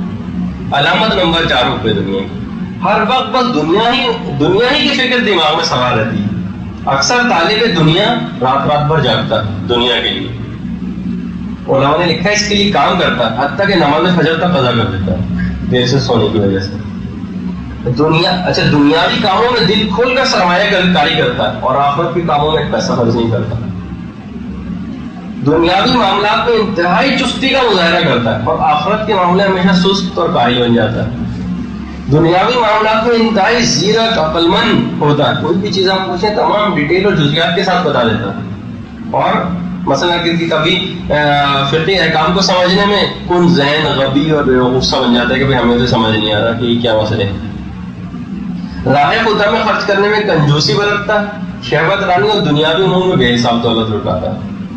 مسجد سے دوری اختیار کرتا ہے، رقص و سیر و سرور کی محفلوں کی زینت بنتا ہے. بہرحال انسان جو بوئے گا وہ کاٹے گا. انگور بونے کے بعد تربوز کی توقع رکھنا بیکار ہے تو بدستہ رکھا ہوگا. علماء کہتے ہیں اچھا شادی اور غمی کے اندر بے حساب اپنی دولت کو لٹاتا ہے. اگر کوئی پوچھے کہ بھائی آپ نے کیا حاصل کیا تو اس کے دماغ میں ہوتا ہے کہ میرا نام ہوگا، حتیٰ کہ اپنی دولت اور جائیداد تک بیچ ڈالتا ہے. کیا حاصل کیا؟ نام. علماء نے کہا اس نام کی کیا حقیقت ہے؟ بازار میں فروخت کرنے جائے 2 کوڑی کا بھی کو خریدنے میں تیار نہیں ہوگا. اچھا علامت نمبر 4 کنجوسی برتنا اور راہ خدا میں خرچ نہ کرنا. دیکھ لے کہ ہر شخص کوئی کہ وہ 1 مہینے کے اندر کیا راہ خدا کے اندر خرچ کر رہا ہے. ہر شخص سے اسی کے مطابق پوچھا جائے گا. یہ نہیں کہ کوئی آدمی اگر مثلا لکھ پتی اور کروڑ پتی ہے تو اسی کو خرچ کرنا نہیں، جس کی جتنی حیثیت ہے اس کے مطابق کتنا اس نے خرچ کیا یہ دیکھا جائے گا. کنجوسی کرنا اور راہ خدا میں خرچ نہ کرنا. علامت نمبر 5 دنیا کو آخرت پر فوقیت دیتا ہے. وہی میں نے کہا کہ کبھی دنیا اور آخرت میں ٹکراؤ ہو جائے تو دنیا کو اختیار کر لیتا ہے، آخرت کو چھوڑ دیتا ہے. اب میں اس میں بہت تفصیل ہے لیکن میں تفصیل کو نظر انداز کرتے ہوئے کتنا وقت نہیں، پھر علاج کی طرف ذرا زیادہ جانا. علامت نمبر 6 آخرت کے لیے تگ و دو کرتا نظر نہیں آتا. تگ و دو جس کو کہتے ہیں نا، علماء نے کہا کوئی شخص زمین حاصل کرتا ہے، پلاٹ لیتا ہے، یہاں جا رہا ہے وہاں جا رہا ہے، وہ کچھ کرتا نظر آ رہا ہے. جو آخرت کے لیے اسے کچھ کرتا نظر نہیں آئے گا. اس کا مطلب ہے کہ اس میں حب دنیا پائی جائے. وہ دنیا کے لیے تو صبح سے شام تک مصروف ہے. جیسے کہ علماء کہتے ہیں کہ کوئی شخص یہ کہے نا کہ مثلا بہت دنوں سے کیا بات ہے آپ سے ملاقات نہیں، اب کہ وہی کیا کریں فرصت نہیں ملتی. علماء نے کہا اس فرصت نہ ملنے والا جو جملہ اس کے معنی ہے کہ آپ اس چیز کو اہمیت دینے کو تیار نہیں. اس کے علاوہ بھی تو ہزاروں کام کر رہے ہیں، تو جو پرائیورٹی میں جو کام آپ کے نزدیک اہم ہے ان کو آپ وقت دے رہے ہیں، اور جو کام آپ کے نزدیک غیر اہم ہے ان کو آپ بالکل وقت نہیں دے رہے. تو ٹھیک ہے عالم آخرت کے کام غیر اہم ہے، یہ تو صاف لگ رہا ہے، ورنہ آپ ان کو اہمیت دیتے ان کے لیے کچھ کرتے نظر آتے، کرتے نہیں نظر آ رہے ہیں. اس کا مطلب ہے حب دنیا زیادہ پائی جائے. اب میں جملہ شہید سیدنا شیرازی کا نقل کروں، اگر دنیا ہی دنیا اور آخرت نہ تو پوری کائنات عقل کے اعتبار سے بھی نامعقول قرار پائے گی. آدمی اس لیے پیٹ بھرے کہ خالی کرنا ہے اور اس لیے خالی کرے کہ دوبارہ بھرنا ہے، یا بس نہیں تو کیا ہے. بس خلقت کا مقصد کچھ اور ہے. اگر یہی دنیا مقصود ہو تو یہ آپ کی شان کے خلاف ہے. اس لیے پیٹ بھرنا ہے کہ خالی کرنا ہے، اس لیے خالی کرنا ہے کہ پھر دوبارہ بھرنا ہے. بیکار ہے. جی. علامت نمبر 7 اگر اسلام پر عمل کرتا بھی ہے تو دنیاوی ضرورتوں کے لیے. علماء نے لکھا ہے یقیناً آئمہ یا رسول کا توسل دنیاوی ضرورتوں میں بھی اثر رکھتا ہے، ڈیفینیٹلی رکھتا ہے، لیکن ہم نے کب اخروی حاجات کے لیے انہیں پکارا. آیت اللہ آصف محسنی کا میں جملہ نقل کر رہا ہوں. گناہوں سے بچنے کے لیے کب ان کا توسل اختیار کیا ہے؟ اخروی حاجات کے لیے کب انہیں پکارا؟ زیارت عاشورہ ہم پڑھتے ہیں تو بھی اپنے دنیاوی مقاصد کی تکمیل کے لیے. حدیث قصہ کی تلاوت ہے فقط روٹی اور کپڑے کی حاجت کے لیے. اس کا مطلب ہے کہ السلام علیکم آپ دلہ کہا جاتا ہے زبان سے، اور دل سے مال و دولت اور خواہشات کو سلام کیا جاتا ہے. علامت نمبر 7، اگر اسلام پر عمل کرتا بھی ہے تو دنیاوی ضرورتوں کی تکمیل کے لیے، یہ ہو جائے وہ ہو جائے وہ ہو جائے وہ ہو جائے بس. علامت نمبر 8، ہر وقت زیادہ سے زیادہ چیزوں کی خواہش اور لالچ میں مبتلا رہتا ہے، زیادہ سے زیادہ چیز ملتی رہے. شیخ سعدی فرماتے ہیں دنیا دار حریص کی آنکھ کو یا تو پناہ بھر سکتی ہے قبر کی مٹی، اس کے علاوہ کوئی چیز نہیں بھر سکتی اس کو. علامت نمبر 9، امور دنیا میں فضول خرچی سے کام لیتا ہے. بس اس کو میں تفصیل ہے لکھی ہوئی، لیکن وہ کتاب کے اندر آپ پڑھیں گے. علامت نمبر 10، دنیاوی زندگی پر راضی اور مطمئن رہتا ہے. بس ہر شخص اپنے آپ کو جج کرتا جائے کہ وہ راضی اور مطمئن ہے، سمجھتا ہے یا نہیں سمجھتا. اچھا، سورہ یونس میں بس ایک آیت، نئی آیت اس میں کوٹ کر دوں. پروردگار فرماتا ہے یقیناً وہ لوگ جو ہماری ملاقات کی امید نہیں رکھتے وہ دنیا کی زندگی پر راضی اور مطمئن ہو گئے. وہ لوگ ہماری نشانیوں سے غافل ہیں، اور یہ وہی ہیں جو اپنے اعمال کی بنا پر جو وہ کرتے رہے جہنم میں جائیں گے. تو وہ خدا سے ملاقات کیوں، یعنی دنیاوی زندگی میں راضی اور مطمئن ہو جانا ہے، قرآن کے اندر آئے. علامت نمبر 11، فرائض و واجبات کے ترک پر حب دنیا اکساتی. تو جہاں کہیں فرائض و واجبات کا ترک آپ کو نظر آ رہا سمجھ جائیں گے حب دنیا زیادہ. اصل میں علماء نے لکھا ہے کہ جتنے فرائض ہیں نا، یہ اصل میں نفس خوشی کے لیے آئے ہیں، کہ نفس بس پروردگار کبھی ہوتا ہے نا کہ کبھی یہ چیز جائز ہے کبھی ناجائز ہے. پھر آپ ایک دم سے کہتے ہیں بھائی یہ ابھی تک ناجائز تھی کیا کہ اب یہ جائز ہو گئی.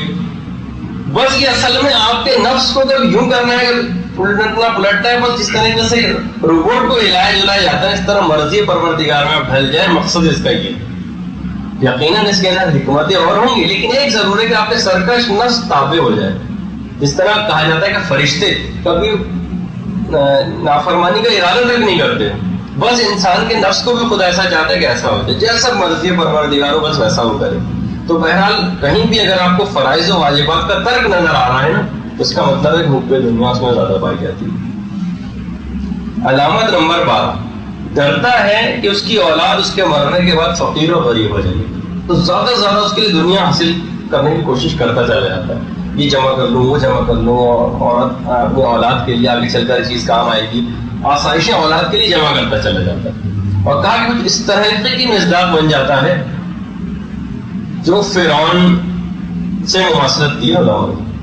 کہا کہ فرعون نے، میں حکایت آپ کے سامنے پڑھوں کہ اصل میں مصر کی جو اس وقت تمام تر زراعت تھی اس کا دار و مدار دریائے نیل کی روانی پر تھا. دریائے نیل ایک دفعہ ہو گیا تھا خشک. لوگوں نے کہا کہ فرعون سے کہ آپ تو ہمارے خدا ہیں، آپ دریائے حکم جاری کریں کہ دریائے نیل کے اندر جوش اور روانی پیدا ہو جائے. اس نے کہا ٹھیک ہے، کل میں تمہارا میں اس موقع پر حکم کروں گا اور دریائے نیل میں جوش پیدا ہوگا. اب فرعون گھر میں آیا اپنے، اور دیکھیے اب اس نے کیا کہا، پروردگار ہم سے گھر آ کے دعا کی روایت میں کہ اے اللہ اگرچہ میں اس قابل تو نہیں ہوں میری کوئی درخواست قبول ہو، لیکن میری ہمت تو دیکھی کہ میں نے آپ کو چھوڑا، جنت کو چھوڑا، ہمیشہ ہمیشہ کے عذاب کو گوارا کیا. ان سب کے بدلے صرف ایک التجا ہے کہ دریائے نیل میں جوش پیدا ہو گیا. صرف لوگ دوسرے لوگوں کے لیے کر رہا ہے، یعنی اس بالکل فرعون جیسا بن جاتا ہے بعض اوقات آدمی کہ بس میں اپنی اولاد کے لیے کر رہا ہوں، ٹھیک ہے میں نے جہنم برداشت کر لی، میں عذاب آخرت بھی برداشت کر لوں گا، بس دنیا پیدا کرتا چلا جاؤں گا. علماء نے کہا ایثار دنیاوی، مثلا ایک چیز آپ کو ضرورت ہے دوسرے کو بھی ضرورت ہے، آپ کو نہ لیجیے اس کو دے دیجیے ایثار، لیکن اپنی آخرت کو برباد کر کے دوسرے کی دنیا سنوارنا ایثار نہیں. یہ بیوقوفی غلط فہمی ہے. اچھا، علامت نمبر 13، ہر وقت پیٹ اور عورت کی فکر میں مبتلا رہتا ہے. امام صادق فرماتے ہیں انسان کی خدا سے دور ترین حالت اس وقت ہوتی ہے جب وہ سوائے شکم پوری کے عورت کی کسی اور چیز کو اپنا ہدف قرار نہیں دیتا. علامت نمبر 14، تفصیلات کے بغیر گناہ پر گناہ کرتا چلا جاتا ہے. علامت نمبر 15، توبہ سے غافل رہتا ہے. علامت نمبر 16، آج کا کام کل پر چھوڑ کر نیکیوں میں تاخیر کرتا ہے. کل کر لوں گا، پرسوں کر لوں گا، ٹالتا رہتا ہے. علامت نمبر 17، زندگی کی آسائشوں اور لگژریز کے حصول میں منہمک ہونے کی وجہ سے آخرت سے غافل ہوتا ہے۔ علاء ابن زیاد امیر المومنین کے ایک صحابی تھے، ایک دفعہ بصرے میں بیمار پڑے، مولا کائنات ان کی عیادت کے لیے تشریف لے گئے۔ دیکھا کہ علاء ابن زیاد نے مکان تو بڑا اچھا بنایا ہے، بڑا بہترین ڈیکوریٹ کیا ہوا۔ اب مولا کے جملے آپ سنیے، مولا نے جو دیکھا کہ ساری آسائشیں گھر میں موجود ہیں۔ رسول خدا سے جب بھی مرغی ایک روایت ہے کہ بعض لوگ عالم آخرت میں اتنے چھوٹے اور تنگ مکان میں ہوں گے جتنا کیل کو دیوار میں ٹھوکنے پر سوراخ کیا جاتا ہے۔ اور شہید دسترابی شیرازی کا جملہ، جنت میں اپنے گھر کی وسعت کو فقط خرچ و خیرات کے ذریعے بڑھایا جا سکتا ہے، نفس کو کچلنا پڑتا ہے اور اس کے بغیر کوئی چارہ بھی تو نہیں۔ علامت نمبر 18، آخرت کے کمتر درجے پر قناعت ہو جاتی ہے، حب دنیا کی علامت۔ علامت نمبر 19، امور آخرت سے بے خبر ہو جاتا ہے، دنیا میں دیکھیں چھوٹی چھوٹی باریک باریک چیزوں کا واقفیت رکھتا ہے۔ اور علماء نے لکھا ہے کہ بوڑھے ہو گئے لوگ، 60 70 سال کی عمریں ہو گئی، قبر میں پاؤں لٹکائے بیٹھے ہوئے، عالم آخرت کا کچھ پتہ نہیں ہے کیا ہوگا، امور آخرت سے بے خبر۔ علامت نمبر 20، موت کا خوف رکھنا اور اس کو دور سمجھنا، مستقبل بعید میں۔ میں نے لکھا ہے کہ بچے ہیں سوچتے ہیں کہ ابھی تو ہم جوان ہوں گے، تو اس کے بعد بوڑھے ہوں گے، بوڑھے ہونے کے بعد موت آئے گی۔ جوان سوچتے ہیں کہ ابھی تو جوان ہی ہے، جوان ہے، پھر بوڑھے ہوں گے، پھر اس کے بعد موت آئے گی۔ بوڑھے ہیں وہ سوچتے ہیں ابھی تو اوائل بڑھاپا ہے، پھر ایکسٹریم بڑھاپے کی طرف جائیں گے۔ ہر شخص زمانہ مستقبل بعید میں موت کو سمجھتا ہے، بنا رہا قریب ہے جبکہ وہ تو بہت قریب۔ تو بہرحال اس کی بھی تفصیل ہے، لیکن اس کو آگے بڑھتے ہوئے علامت نمبر 21 اور آخری علامت، ایسے تو علامتیں بہت ہیں لیکن یہ جمع کی، شیخ چلی کی طرح لمبی لمبی اور دراز دراز امیدیں باندھتا چلا جاتا ہے۔ علماء نے کہا کہ ویسے تو آپ شیخ چلی کے اوپر بڑے ہنستے ہیں ان کے خیالات پر، لیکن اس دنیا میں ہر شخص شیخ چلی بنا ہوا۔ مثلا کہ پہلے اپنی شادی کی فکر ہوتی ہے، پھر اس کے بعد یہ ہوتی ہے کہ اولاد ہو جائے، اولاد ہو جائے تو اولاد کی شادی کی فکر ہوتی ہے، اور پھر اس کے یہاں اولاد ہو جائے اور ایک تمنا کا دوسری تمنا، تیسری تمنا، موت آ جاتی ہے لیکن تمناؤں کا سلسلہ بن نہیں ہوتا۔ تو لمبی لمبی دراز دراز امیدیں دنیا کے متعلق باندھتے رہنا، یہ خود حب دنیا کی علامت۔ کس علامت بیان ہوئی؟ حب دنیا کا علاج۔ علاج یقیناً ایسے ہیں، جب ابھی آپ دیکھیں گے تو بہت آسان، بس ان کو اپنی زندگی کے اندر تھوڑا سا رائج کرنے کی ضرورت، اور اتنے آسان ہے کہ کوئی الگ سے وقت کی درکار نہیں۔ سب سے پہلی بات کہ علاج کا تذکرہ کرنے سے پہلے کچھ علماء نے کچھ تنبیہیں لکھی ہیں، کچھ چیزیں ذرا کانشیس ہو جائیں، احتیاط کریں۔ پہلی بات تو یہ کہ وہی جو ہم نے اس میں تکبر میں بیان کی تھی کہ حب دنیا کا مرض فقط تمنا کرنے سے نہیں جاتا، اس کے لیے عملی اقدامات کرنے پڑیں گے۔ اگر عملی اقدامات نہیں کریں تو بس کوئی ہم دعا کریں پروردگار حب دنیا کا مرض کم ہو جائے، اس طرح سے نہیں جائے گا، عملی اقدامات کرنے پڑیں گے جو بھی آگے چل کے آنے والے ہیں۔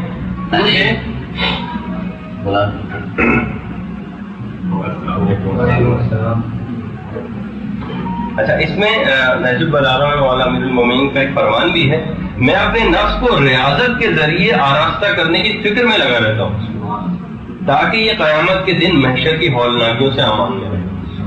تو ہر وقت فکر، عملی اقدامات کرتے رہنا جیسے مولا کائنات کرتے رہتے ہیں۔ اچھا، ایک اور اہم بات علاج بتانے سے پہلے اس کا جو علماء نے لکھی ہے وہ آپ کے سامنے پڑھ دیتا ہوں کہ ان طریقوں پر ہمیشہ عمل کرتے رہنے کی ضرورت ہے جو بھی آگے چل کر بیان ہوگی۔ یہ نہیں کہ آپ نے ایک دفعہ کر لیا، 2 دفعہ کر لیا، تاکہ طبیعت میں جتنا زیادہ بگاڑ ہوتا ہے نا اتنا ہی زیادہ عرصہ اس کے اصلاح میں لگتا ہے، اور جتنا زیادہ سلجھاؤ ہوتا ہے اتنا ہی زیادہ بگاڑ میں دیر لگتی ہے۔ مثلا اگر کوئی شخص چاہے، کوئی یہ نہیں کہ کوئی شخص بالکل بد اخلاق اور 2-3 دفعہ اپنے خوش اخلاقی سے بات کر لے تو اس کی بد اخلاقی دور ہو جائے گی، دوام رکھنا پڑے گا اس کے بعد۔ تو اسی طریقے سے اگر کوئی دیندار آدمی نے زبان سے کبھی غلط جملہ نکل جائے تو یہ نہیں کہ وہ بس خراب ہو گیا آج سے، نہیں، اس کو بگاڑ میں اتنا ہی عرصہ درکار ہوگا۔ تو اگر جتنا زیادہ بگاڑ ہوگا، الجھاؤ جتنا زیادہ ہوگا، اتنی زیادہ دیر سنورنے میں لگے گی، دماغ میں رہے۔ ایسا نہ ہو کہ آپ فوری ریزلٹ چاہیں گے، ابھی 1 ہفتہ ہوا اس طریقے کار میں عمل کرتے حب دنیا کا موتی نظر نہیں آ رہی۔ اچھا، پھر آگے علماء نے لکھا کہ اپنے ذہن کو ٹٹول کر دیکھیں کون شخص حب دنیا کو مرض سمجھتا. کوئی بھی نہیں سمجھتا. اور وہ مرض زیادہ خطرناک ہوتا ہے جس کو مرض ہی نہ سمجھا جائے. علاج سے غفلت ہو جاتی ہے. تو جب آپ اس کو مرض ہی نہیں سمجھتے تو اس کا علاج کیوں کریں گے؟ جبکہ رسول کی حدیث کا راس و کلو خطیہ، حب دنیا راس و کلو خطیہ، دنیا کی محبت تمام برائیوں کی جڑ. پانچویں اہم بات علاج سے پہلے علماء نے لکھی ہے، اس کو وہی بات کہ اس کو نکالنے کے لیے عملی اقدامات کی ضرورت ہوگی. فقط 2 آنسو بہانا کافی نہیں ہے. بلکہ عالم نے جملہ لکھا ہے کہ خدا کی نہر میں گویا پانی کم ہو گیا تھا کہ وہ آپ کو ضرورت پیش آ گئی تھی آنسو بہانے کی تاکہ اس میں پانی جا کے وہ پانی پورا ہو جائے. کہا کہ نہیں، ایسا نہیں. ایک مثال بھی لکھی ہے کہ ایک شخص سفر میں لوگوں نے دیکھا کہ ایک کتا ہے، کتا مر رہا ہے اور اس کا مالک اس کے پاس بیٹھا رو رہا ہے. لوگوں نے کہا کہ کیا بات ہے؟ کہا کہ میرا بڑا وفادار کتا تھا، یہ مر رہا. کہا کس وجہ سے مر رہا ہے؟ کیا بیماری؟ کا ہے بھوک سے مر رہا ہے. کہا کہ یہ جو تمہارے برابر میں کوٹلی رکھی اس میں کیا ہے؟ کہہ رہا ہے اس میں کھانا. تو کہا کہ اتنی محبت ہے تو کھانا کیوں نہیں کھلا دیتے؟ کہا دیکھیے کھانا تو پیسوں کا آتا ہے اور اگر مر گیا تو کیا ہوگا؟ فقط دل کو تکلیف ہوگی تھوڑی، 2 آنسو بہا لوں گا. آنسو بہانے میں کیا آنسو ہی تو ہے. تو علماء نے کہا کہ بس یہ آنسو بس دنیاوی کوئی ایسی بات ہوئی، کوئی آپ نے مجلس سنی، واقعہ سنا، تھوڑے سے آنسو نکل آئے، بس وہی خدا کی نہر میں پانی کا ہو گیا. اگر کچھ ہوتا تو وہ آپ کوشش کر کے جو آپ کے پاس سرمایہ رکھا تھا کتے کو نہیں کھلائے گا. آنسو ہی تو بہانے، مفت کے آنسو میں بہا لوں گا. تو یہ والی کیفیت نہیں ہونی چاہیے، عملی اقدامات کر کے دکھانے ہوں گے تو یہ چیز ہوگی. اچھا علماء نے یہ بھی لکھا ہے کہ چل کر بہت سے لوگوں کا، آپ مثلا بوڑھے لوگوں کو یہ کہتے ہیں کہ بھائی آپ کچھ کریں، دیکھیے آپ کی قرات صحیح نہیں ہے، آپ اپنی قرات صحیح کریں. لوگ کہتے ہیں بھائی کہاں اس عمر میں ہم بوڑھے طوطے پڑھیں گے. کہا کہ دنیاوی معاملات میں تو ہمارے جتنے بوڑھے ہیں یہ بہت ہی عالی اور بلند ہمت ہے، اور جہاں دین کی بات آ جائے انتہائی پاس ہمت بن جاتے ہیں. کہا کہ ہمارے گھروں کی بوڑھی عورتیں لڑائی جھگڑے، خاندانی کے اندر بگاڑ پیدا کرنا، اس کے اندر کتنی ایکٹیو نظر آئیں گی آپ. اور لیکن جہاں دین کی بات آئی وہ بہت پست ہمت، کم حوصلہ.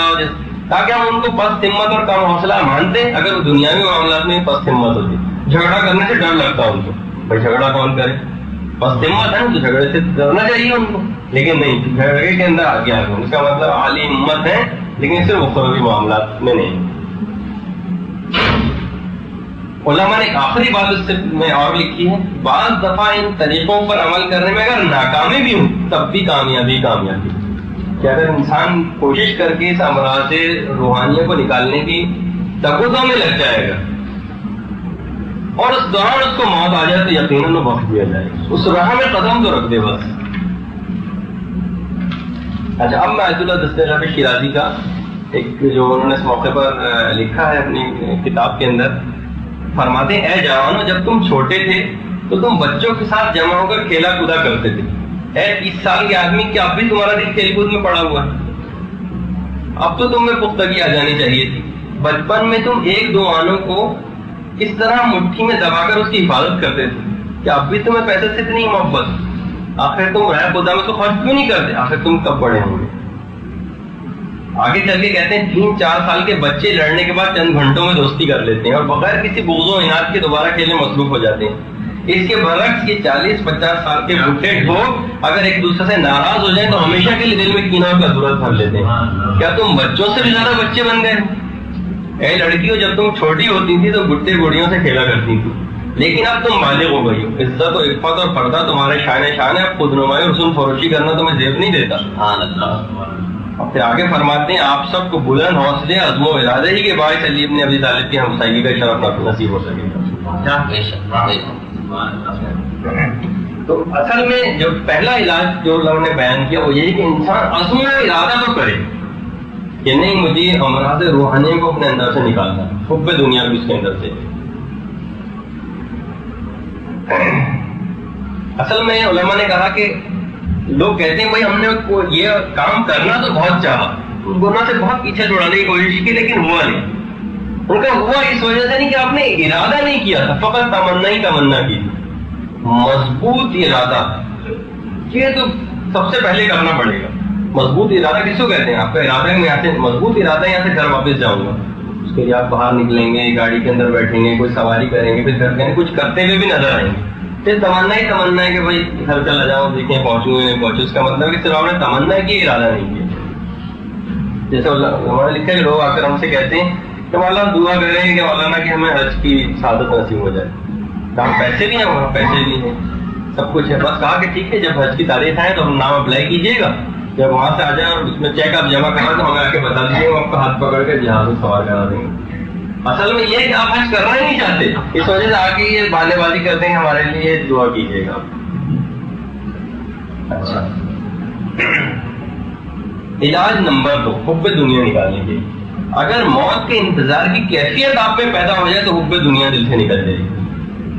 اور اس کے لیے جناب امیر المومنین کا فرمان ہے, میں تم کو وصیت کرتا ہوں کہ موت کا ذکر بکثرت کرو, اس سے بے خبر نہ ہو. اور رسول کی بھی اس وجہ سے ایک حدیث ہے, اکثر ذکرها ذم اللذات, دنیا کی اپنی گفتگو میں دنیا کی لذتوں کو توڑنے والی چیز یعنی موت کا اکثر تذکرہ کیا کرو. اچھا, جب بھی کہا جاتا ہے کہ ایک فرشتہ ہے جو دن رات ایک منادی کرتا ہے, اور کیا منادی ہے, روزانہ کرتا ہے, ہمیں آواز سنائی نہیں دیتی, مرنے کے لیے جیتے رہو اور ویران ہونے کے لیے مکان بناتے رہو. یہ روزانہ ایک فرشتہ ندا کرتا ہے. اچھا, علماء نے کہا کہ یہ جو مولود کے کان میں اذان دی جاتی ہے نا, اس کے اندر بھی ایک لطیف نقطہ اشارہ اس طرف ہے کہ اذان تکبیر ہو گئی ہے, نماز جنازہ کے منتظر ہو. یہ اس کے اندر پیغام دیا جاتا ہے پیدا ہونے کے بعد. اچھا, لوگ اولاد کی تمنا اس لیے کرتے ہیں, علماء نے لکھا ہے کہ وہ ان کا نام ہوگا. تو ایک عالم نے لکھا کہ آپ یہ بتائیے کہ باپ اور دادا کی حد تک تو سب کو اپنا نام یاد رہتا ہے, لیکن اگر کسی نے پردادا کا نام پوچھا تو اس کو یاد بھی نہیں. وہ پردادا اس کی حسرت تھی کہ میرا نام باقی رہے, اس وجہ سے اولاد کی حسرت کر رہا تھا. پردادا کا نام تک لوگوں کو نہیں پتا جو ان کے پڑھ پوتے ہیں. جب بھی علماء نے کہا کہ ذکر موت کرو, نیک عمل کرتے رہو. نیک عمل کرنے سے فائدہ یہ ہوتا ہے کہ خدا پر حسن ظن ہو جاتا ہے اور پھر موت سے وحشت نہیں ہوتی. اگر کوئی شخص نیک عمل نہیں کرتا نا ہم زندگی میں, تو اس کو خدا سوء ظن ہو جاتا ہے کہ بس میں جاؤں گا اور ڈنڈے پڑنے شروع ہو جائیں گے. نیک عمل کرنے سے حسن ظن ہو جاتا ہے کہ موت سے وحشت نہیں ہوتی. اچھا, علاج نمبر 3, زیادہ سے زیادہ صدقہ دیں, کیونکہ صدقہ دینا حب دنیا کو دل سے نکال دیتا. اچھا, اب ایک واقعہ علماء نے لکھا ہے اپنی کتابوں میں, پڑھ دیتا ہوں. مولا علی ابن ابی طالب کا ایک دفعہ ان کے یہاں ایک مہمان آیا. اچھا, مہمان کسی کام سے آیا لیکن اندر آ کے حیران رہ گیا. مولا کے گھر میں دیکھا کہ علی کے گھر میں غریب ترین افراد سے کمتر درجے کا سامان زندگی میں موجود نہیں. مہمان کو چٹائی پر بیٹھنا پڑا.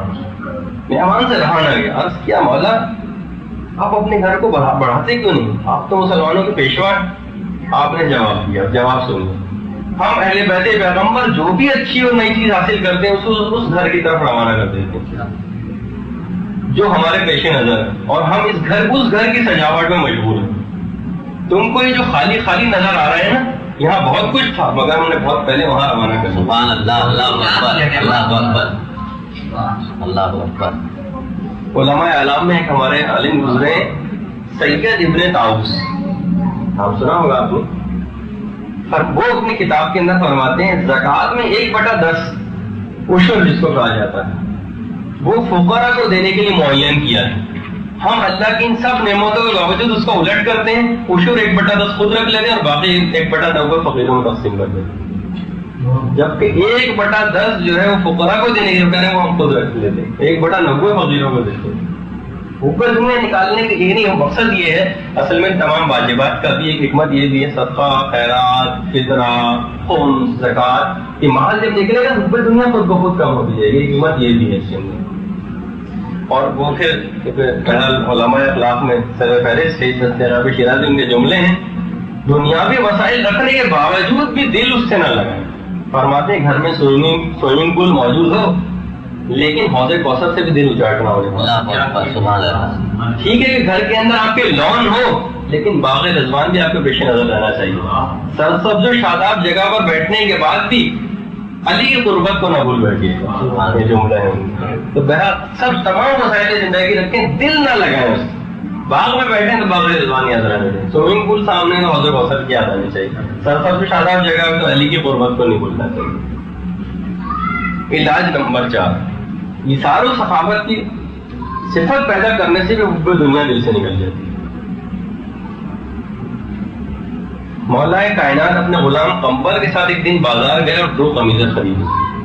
ایک قمیض ذرا بہتر تھی، وہ قمبر کو دے دی. اب علماء نے لکھا ہے اس واقعے کو بیان کرنے کے بعد انسان کو ایسا ہی ہونا چاہیے، دوسروں کو راحت پہنچائے چاہے خود اسے کیوں نہ زحمت اٹھانی پڑے. اس کو دوسروں کے روزگار کو فراہم کرنے والا ہونا چاہیے، ان کے روزگار پہ لات مارنے والا نہیں. دوسروں کو عزت کرنے والا ہونا چاہیے، اپنی جھوٹی عزت کی خاطر دوسروں کو بے عزت کرنے والا نہیں. ایثار و سخاوت کا دلدادہ ہونا چاہیے، جانوروں کی طرح فقط اپنی فکر میں لگے رہنے والا نہیں. ایسے ہی شخص کے لیے فرشتے موت کے وقت پھول لے کر آتے ہیں کہ وہ دنیا میں پھول کی طرح بے ضرر بن کر رہا. سبحان اللہ سبحان اللہ. کانٹا بن کر تکلیف دینا بنا. سبحان اللہ. اصلاً آدمی جیسا ہوتا ہے ویسے ہی کاٹتا ہے. کانٹے بولنے والا کانٹے ہی پاتا ہے اور پھول اگانے والا پھول ہی حاصل کرتا ہے. جو اس دنیا میں وہ شخص کشادہ دل ہے، قبر میں اسے تنگی کا احساس نہیں ہوگا. جو شخص دنیا میں تنگ دل ہے، دوسروں کو کچھ دیتے اس کی جان نکلتی ہے، قبر اس کی بھی ویسے ہی تنگ ہوگی. جب امام حسن جناب رسول خدا کا ایک ارشاد نقل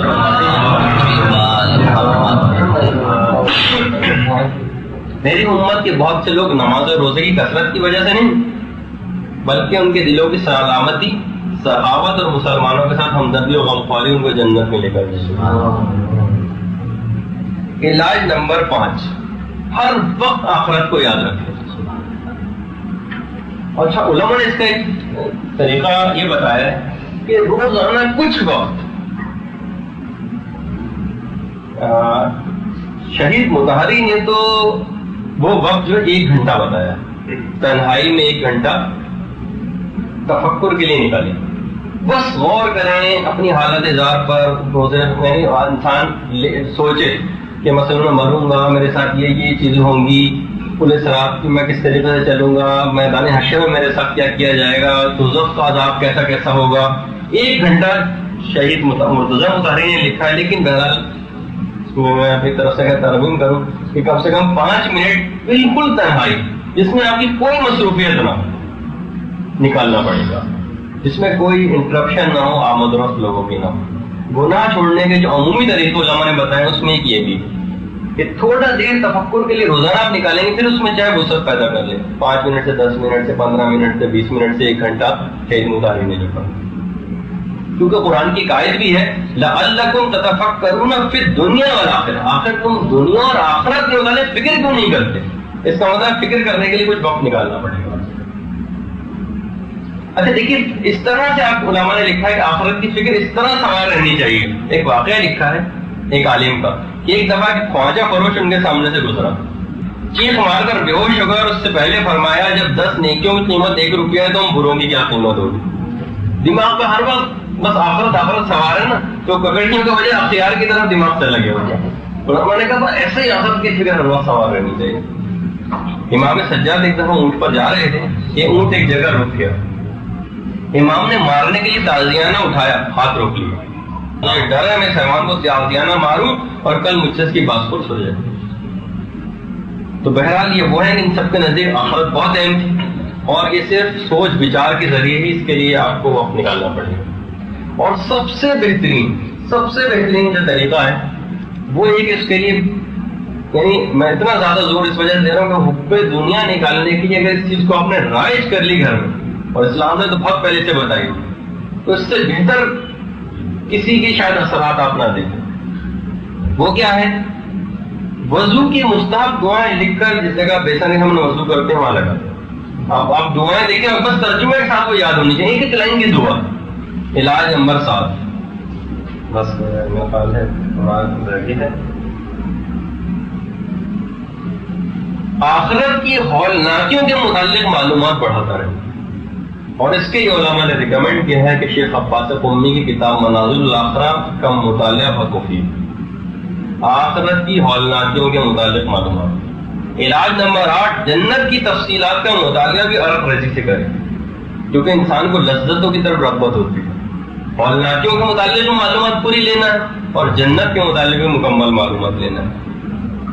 مولانا روم نے اس مقام پر ایک اپنے مثنوی میں لکھا ہے کہ اہل اللہ جب جہنم کے اوپر سے پار کر کے جب جنت میں پہنچ جائیں گے تو آپس میں کہیں گے کہ ہم نے تو سنا تھا کہ پورے صراط جہنم کے اوپر ہے، مگر ہم کو تو راستے میں کہیں جہنم نظر نہیں آیا۔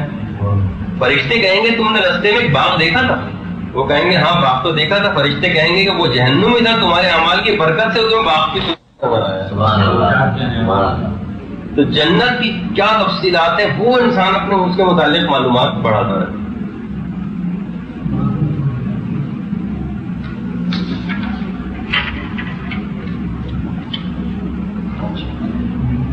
اب وہی بات، علاج نمبر 10، علماء کہتے ہیں دنیا کی طرف نامکمل اور سرسری توجہ نہ دیں، کامل توجہ دیں، تو جب واضح ہو جائے گا خود بخود حب دنیا سے دل و چاٹ ہو جائے گا۔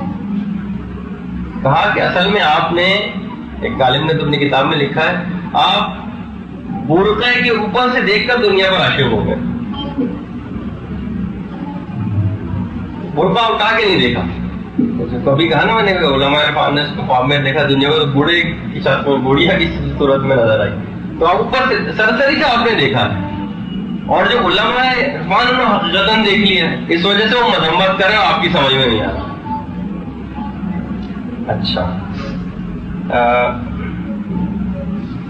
کہا کہ یہ لوگ کہتے ہیں اس طرح ہم ترقی رک جائے گی، تو علماء نے کہا دیکھیے ایک ترقی ہوتی ہے، ترقی ورم ہوتی ہے، ورم کے اندر بھی تو ترقی ہو رہی ہے نا، تو لگ ایسا رہا ہے کہ یہ ترقی ہو رہی ہے جبکہ نقصان ہو رہا ہے، اس کو ترقی ورم کہتے ہیں۔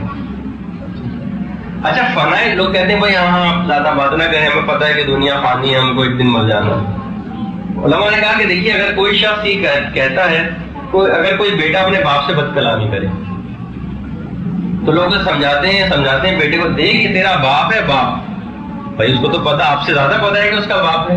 لوگ کہتے ہیں نہیں، اگر اس کے علم میں تھا کہ اس کا باپ ہے، اس کے تقاضے کے مطابق اس نے عمل نہیں کیا تو ہم اس کے علم کو لدم سمجھتے ہیں۔ تو کہا اسی طرح اگر فنائے دنیا کا یقین اور رہنے کے لیے ہمیشہ جیسا کام کیا جا رہا ہے یہاں پہ، تو اس کا مطلب آپ کا علم ہی غلط ہے، آپ کا یہ کہنا بیکار ہے کہ ہاں ہمیں پتا ہے کہ دنیا فانی ایک دن مر جانا ہے، ورنہ آپ اس کے ہمیشہ رہنے جیسے اقدامات نہ کرتے ہیں یہاں پر۔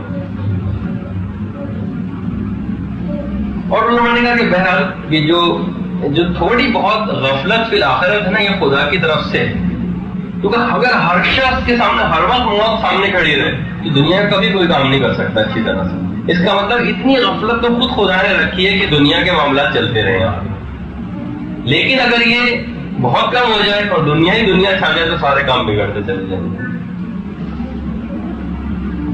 اچھا، علاج نمبر 11، علماء نے کہا ٹھیک ہے، جب آپ نے سوچ ہی لیا کہ دنیا کی ہر چیز حاصل کرنی، ہر چیز حاصل کریں، بس ایک چیز کا اضافہ اور کر لیں، قربت خدا بندی، یہ بھی حاصل کرنا۔ بھائی جب اتنے سارے ٹارگیٹ ہیں نا، ہم نے ایک کا اضافہ اور کر لی۔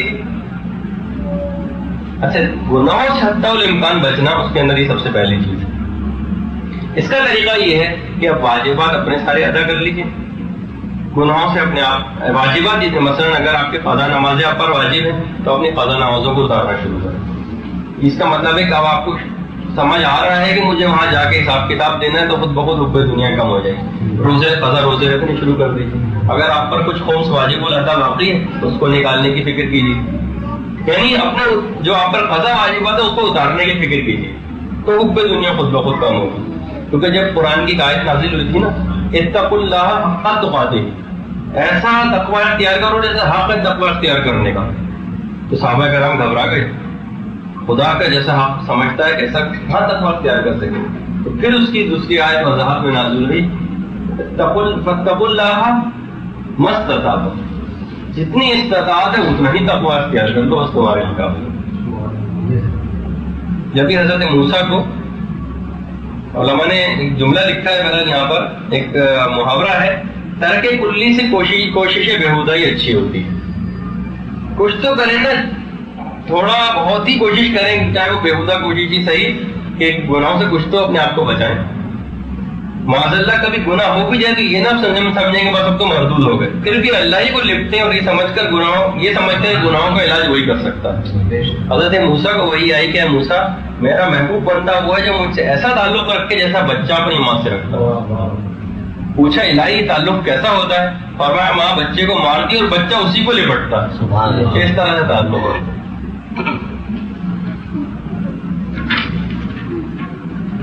اور کہا کہ کچھ اس طرح کی کیفیت اگر آپ پیدا کر لیں جیسے زمانے میں رسول کے مخلص صحابہ میں ہوتی تھی کہ رسول ایک دفعہ کافی مجمع تھا، لوگ ادھر ادھر بیٹھنے کی فکر میں تھے، رسول نے ایک جملہ کہا اجلسو، بیٹھ جاؤ. ایک صحابی اس وقت ایک دم سے مسجد کے دروازے میں داخل ہو رہے تھے، انہیں اگرچہ پتا تھا کہ کسی اور کے لیے کہا ہے لیکن وہی مسجد کے دروازے میں بیٹھے تھے، مجھ سے نہ کہا. ایسی کیفیت اگر پیدا ہو جائے تو بس یہ ہے جو اس کو کہا جاتا ہے کہ مومن. ایک گمان بھی ہے کہ اگر کہ رسول گمان تو یہی ہے کہ رسول نے ان لوگوں سے کہا تھا لیکن وہ کہا کہ نہیں بھائی میں بھی اس حکم میں نہ ہوں، فوراً بیٹھے. علماء نے یہی کہا ہے کہ اصل مسئلہ یہ ہے کہ وہ ذوق شوق اور محبت ختم ہو گئی، طلب صادق ہم میں پائی نہیں جاتی، ورنہ حکم عدولی امام رسول کی وہ حیثیت نہ ہوتی جو آج ہو رہی ہے. علاج نمبر 12، زندگی کا جو بھی آپ معمولی سے معمولی کام بھی کریں، یاد الہی اور ذکر الہی سے غافل نہ.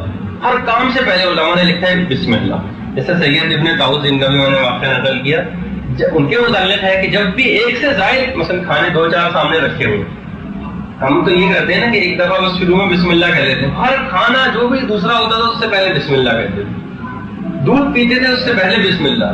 حتیٰ کہ کوئی ایسا جانور کا دودھ دھو کے لیا تھا پوچھتے تھے اس سے پہلے بسم اللہ پڑھی تھی یا نہیں پڑھی تھی، پہلے نہیں پڑھی تھی تو دودھ کو واپس کر دیتے تھے. ایسی روٹی نہیں کھاتے تھے جس سے پہلے بسم اللہ نہ پڑھی گئی. تو جب ایسی اگر آپ یہ صورت ہے اپنے اندر ہر وقت ذکر خدا کی پیدا کر لیں گے، خود بخود جب حب اللہ پیدا ہو جائے گی، میں نے وہی کہا نا نور آفتاب الہی پیدا ہو جائے گا تو تارے سب مان پڑ جائیں گے، تو بس ذکر الہی کی کثرت ہو جائے. علاج نمبر 13، اہل ذوق اور آخرت کا شوق رکھنے والوں سے نشست و برخاست رکھنی پڑے گی تاکہ آپ بھی اہل ذوق و شوق میں سے ہو جائیں. دنیا دار اور ہر وقت دنیا کی فکر میں منہمک افراد سے میل جول کم کرنا پڑے گا. علاج نمبر 14، قبرستان جا کر قبروں کی زیارت اکثر کریں، کس سے بڑھ کر واضح و نصیحت کی کوئی اور جگہ نہیں. علاج نمبر 15، تلاوت قرآن مائع ترجمہ روز کا معمول رکھیں کہ بے رغبتی یہ دنیا اور شوق آخرت پیدا کرنے کے کلام الہی سے بڑھ کر بے شک. اور میں شیخ دستر رحمانی شیرازی کے جملے کوٹ کروں، بے ذوق و شوق مومن کی کوئی قدر و منزلت نہیں. اگر شوق میں شدت ہو تو دوسرے جب خواب گوشت کے مزے لے رہے ہوں گے تو یہ سیر خیزی اور الاف کا ذکر کر رہا ہوگا. قرآن کی آیت ہے والمستغفرین بالاسحار، جو سحر کے وقت استغفار کرتے ہیں، جبکہ مردوں کی طرح دیر تک سوئے رہنے اور نماز صبح قضا کرنے والوں کو اس ثواب کے حصول کی پرواہ تک نہیں ہوگی. شوق، ثواب کا شوق عبادت کی زحمت کو بھی کم کر دیتا ہے. علماء نے کہا چلے آپ سب دنیا کے کام کرتے رہیں، کچھ بھی آپ نہیں کر سک رہے نا، اگر حب دنیا کم کرنے کے لیے ایک چیز پیدا کر لیں. میں جملہ پڑھتا ہوں جو کہ حدیث کا ہے، بس کوشش کریں کہ ہر وقت آپ کو یہ جملہ دماغ میں آ جائے. کأنہ لا یعرفون، رسول کی ازواج فرماتی تھیں کہ رسول خدا ہمارے ساتھ بیٹھے ہوتے تھے، ہمارے ساتھ گفتگو کر رہے ہوتے تھے، کام کر رہے ہوتے تھے، لیکن جیسی اذان کی آواز آتی تھی کأنہ لا یعرفون، ایسے کھڑے ہو جاتے تھے جیسے ہمیں پہچانتے ہی نہ. علماء نے کہا بس یہ کیفیت پیدا کر لیں، جیسے ہی کسی واجب کا یا خدا کی طرف سے کسی کام کا حکم ہو جائے فوراً اس کام کو کر لیں. نماز کا حکم وقت آ جائے فوراً نماز کے لیے آمادہ ہو، سارے کام چھوڑ دیں. رمضان کے روزے آ جائیں دیگر امور کو ترک کر دیں. اگر اور خمس کی ادائیگی کا موقع آ گیا فوراً خمس کو نکال دیں. انفاق کا کہیں آپ نے اعلان سنا کہ اس وقت ضرورت ہے کسی جگہ، کچھ بھی اپنی ایسے کے مطابق فوراً دے دیں. اس وقت نہ ہو ایسا نہ ہو کہ جس طرح میں نے لکھا کرتے کہ واجبات کے اندر تو نہیں آتا، لیکن کہا کہ فوراً انسان دیکھتا ہے کہ کھلے پیسے ہیں یا نہیں انفاق کے وقت. کھلے نہیں ہوتے سوچتا بعد میں دے دوں گا، چھوڑو ابھی نہیں دیتا. کہا کہ یہ موقع تھا انفاق کا، یہ کیسے آپ نے کیا پتا آپ آگے کے لیے آپ کے پاس زندگی رہے نہ رہے، توفیق ملے نہ ملے، اس چکر میں کیوں پڑے آپ. اس کا مطلب ہے کہ وہی ہے نا کہ جو چیز آپ کو عزیز طرح اسے راہ خدا میں نہیں دیتے. 100 کا نوٹ عزیز طرح کھلے 54 58 1 روپیہ عزیز نہیں تھا تو وہ دے دیتے تھے. تو کہا بس یہ والی کیفیت پیدا ہو جائے، قاما کانہ لا یعرفون، اس طرح سے بس کھڑے جائے، بس آپ کسی کو نہیں پہچانتے. ٹھیک ہے دنیا میں منہمک رہیے، کم سے کم یہ تو ضرور کر لیں. یہ خصوصی جملہ. اچھا 17واں علاج، چلے میں اس کو پڑھ دیتا ہوں. آخری دفعہ جو علماء نے لکھا ہے، جائز طریقے سے مال پاک کتنا ہی حاصل کریں. حب دنیا کو کم کرنے کے لیے کم سے کم 6 جگہوں میں مال خرچ کریں تو حب دنیا ختم ہو جائے. مال جتنا حاصل کرتے جائیں. نمبر 1، اول تو مال کو اپنے اوپر خرچ کیا جائے. چاہے بطور عبادت ہو مثلا حج عمرے کے لیے، یا برائے عبادت ہو مثلا ضروریات زندگی کے لیے.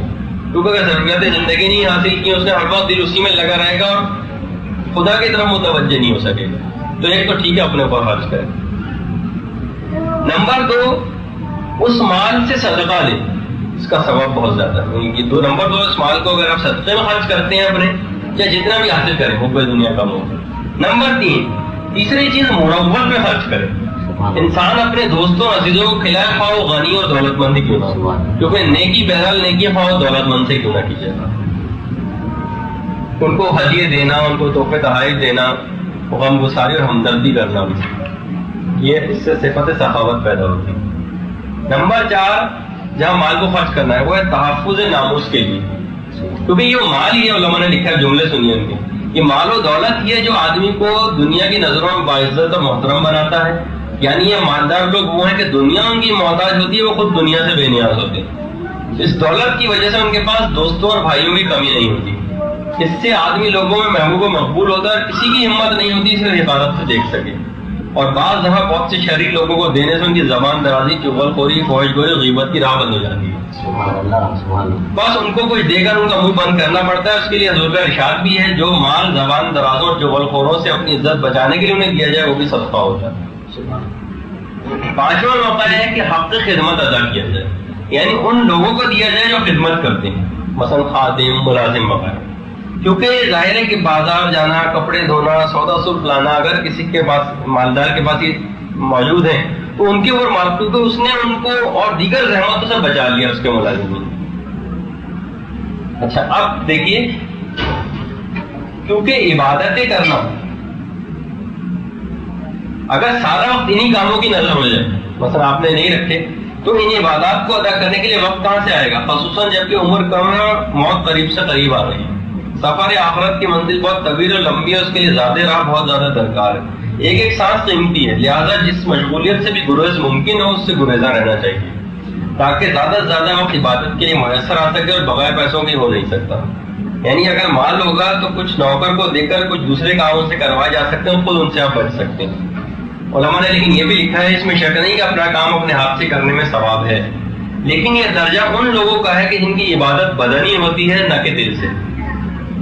لیکن جس شخص کا معاملہ دل سے ہو، تن سے نہ ہو، اسے کار آخرت کا علم بھی حاصل ہو اور وہ ذکر الہی اور تفکر کی اہمیت سے آگاہ ہو، اس کے کچھ کام تو لامحالہ دوسروں کو لینے پڑیں گے تاکہ اسے فراغت میسر ہے جو ان دنیاوی کاموں سے زیادہ اہم اور عزیز تر ہے جو جسمانی طور پہ ادا کرتے ہیں. 6واں موقع یہ کہ کسی خاص شخص کو خیرات تو نہیں دے بلکہ عام خیراتی کام کرے، مثلا مسجد، مدرسہ، یتیم خانہ، اسپتال یا غریبوں کے لیے وقف کرے یا ثواب جاریہ کوئی کام کرے اور لوگ اس سے فوائد حاصل کریں. اگر حب دنیا ایسی ہے کہ مال زیادہ سے زیادہ حاصل کرنے کی دھن سے نجات نہیں پا سکتا تو ٹھیک ہے، کم از کم حب دنیا کو ان 6 موقعوں پر خرچ کر کے کم سے کم ضرور کیا جا سکتا ہے. اچھا کہا کہ اصل میں کچھ لوگ جو بہت زیادہ حب دنیا کی مذمت کرتے ہیں تو وہ کچھ اس طرح کا کام کر جاتے ہیں کہ جیسے کہ کچھ مولوی صاحبان نے ایک بادشاہ کو مشورہ دیا تھا کہ تم نے خام کا اتنی زیادہ لاکھوں کی فوج پال رکھی، تم ایسا کرو کہ اس سے رفائی کام کرو اور یہ جو فوج ہے اس کو سب کو حفاظت کرو. کوئی دشمن نے اگر حملہ بھی کیا تو ہم واضح و نصیحت سے اس کو سمجھا لیں گے. بادشاہ نے حفاظت کر دی ان کے کہنے پہ. تھوڑے دن بعد دشمن آ گیا تو بادشاہ نے کہا یار ٹھیک ہے ان کو واضح و نصیحت سے قائل کرو. وہ گئے اس کو سمجھانے کے لیے بڑی حدیثیں اور آیتیں سنائیں، لیکن دشمن ایک نہ مانا اور حملہ کرنے کی ٹھانی لی. واپس منہ لٹکا کر بادشاہ کے پاس اور کہا کہ بادشاہ سلامت، بہت بدماش ہیں لوگ، مانتے ہی نہیں، بس آپ کا ملک گیا اور ان کا ایمان گیا. تو وہ والی کیفیت نہ پیدا ہونی چاہیے کہ اکثر لوگ جیسے حب دنیا اتنی مذمت کر دی کہ لوگوں نے مثلا کسی نے کوئی نوکری چھوڑ دی، کسی نے کچھ کر دیا اور نتیجہ یہ ہوا کہ اس کا دین سے بھی ہاتھ دھو بیٹھا ہو. تو بہرحال تو رسول نے، علماء نے لکھا ہے کہ حضور نے ایسا توکل نہیں سکھایا بلکہ یہ کہ دنیا کے دل میں قدر نہ ہو یہ سکھایا. یہ کہا کہ اس سے دل کو خالی رکھو، ہاتھ کو خالی رکھو، یہ نہیں کہا دل کو خالی رکھو. اس سے کہا جاتا ہے کہ عالم کے پاس ایک دفعہ ایک بہت ہی چین سے بنا ہوا ایک آئینہ، اس زمانے میں بڑی اہمیت، بہت قیمتی ہوتا تھا. وہ ان کے پاس آیا انہوں نے اپنے ملازم کو دیے تھے جا کر رکھ دو. وہ رکھنے ہی جا رہا تھا کہ اس کے ہاتھ سے گرا اور ٹوٹ گیا. اس نے آ کر ان سے کہا فارسی کا ایک بڑا جملہ بناؤ، از قضا آئینہ چینی شکست. قضا الہی آئی اور آئینہ چینی ٹوٹ گیا. انہوں نے فوراً جملہ اگلا کہا خوب شد اسباب خود بینی شکست. بہت اچھا ہوا خود بینی کے تمام اسباب بھی ساتھ ہی ٹوٹ گئے. یعنی آدمی دنیا میں دل لگا، اتنی قیمتی چیز ٹوٹ گئی، اس کا دل بے قرار اور ادھر ادھر ہونے لگے. اچھا ہوا ٹوٹ گیا، بہت زیادہ دل اس کے اندر ورنہ مبتلا ہو جاتا. کہا جاتا ہے کہ جب اس زہد کی جو تعریف ہے نا، اس کو مولا کائنات نے اس کی تعریف یہ کی ہے لِكَيْ لَا تَعْصُوا عَلَىٰ مَا فَاتَكُمْ وَلَا تَفْرَحُوا بِمَا آتَاكُمْ. یہ ذرا بلند منزل ہے. جو چیز انسان کے ہاتھ سے چلی جائے اس کی پرواہ نہ کرو، اور جو چیز ملے اس پر ضرورت سے زیادہ خوش نہ. صحیح بات. امام حسین کا جب ایک لفظ الزاہد تھی. سبحان سبحان. اچھا اب بس ایک آخری چیز علماء نے لکھا ہے کہ آخری مقام اور ہے. اہل آخرت کی طرف جتنے متوجہ ہوتے چلے جاتے ہیں اتنا ہی ان کی توجہ دنیا سے کم ہوتی جاتی ہے، یہاں تک کہ وہ پوری دنیا سے بے نیاز ہو جاتے ہیں. ان کے دل میں استغنا پیدا ہو جاتا ہے، دنیا کی زیب و زینت وہ چیز ناچیز خیال کرنے لگتے ہیں. اہل اللہ دونوں سے مستغنی ہو جاتے ہیں، دونوں ہی سے قطع تعلق کر لیتے ہیں، اور وہ صرف اور صرف پروردگار عالم کی فکر میں لگ جاتے ہیں. دنیا کے آخرت کو بھی ایک طرف کر دیتے ہیں، یعنی وہ بھی نہیں چاہیے انہیں، نہ جنت چاہیے نہ کچھ اور چیز چاہیے، بس پروردگار عالم چاہیے. آج کی حد تک سے گفتگو ہماری ختم ہوئی. درود بھیجیے محمد والے محمد صلی اللہ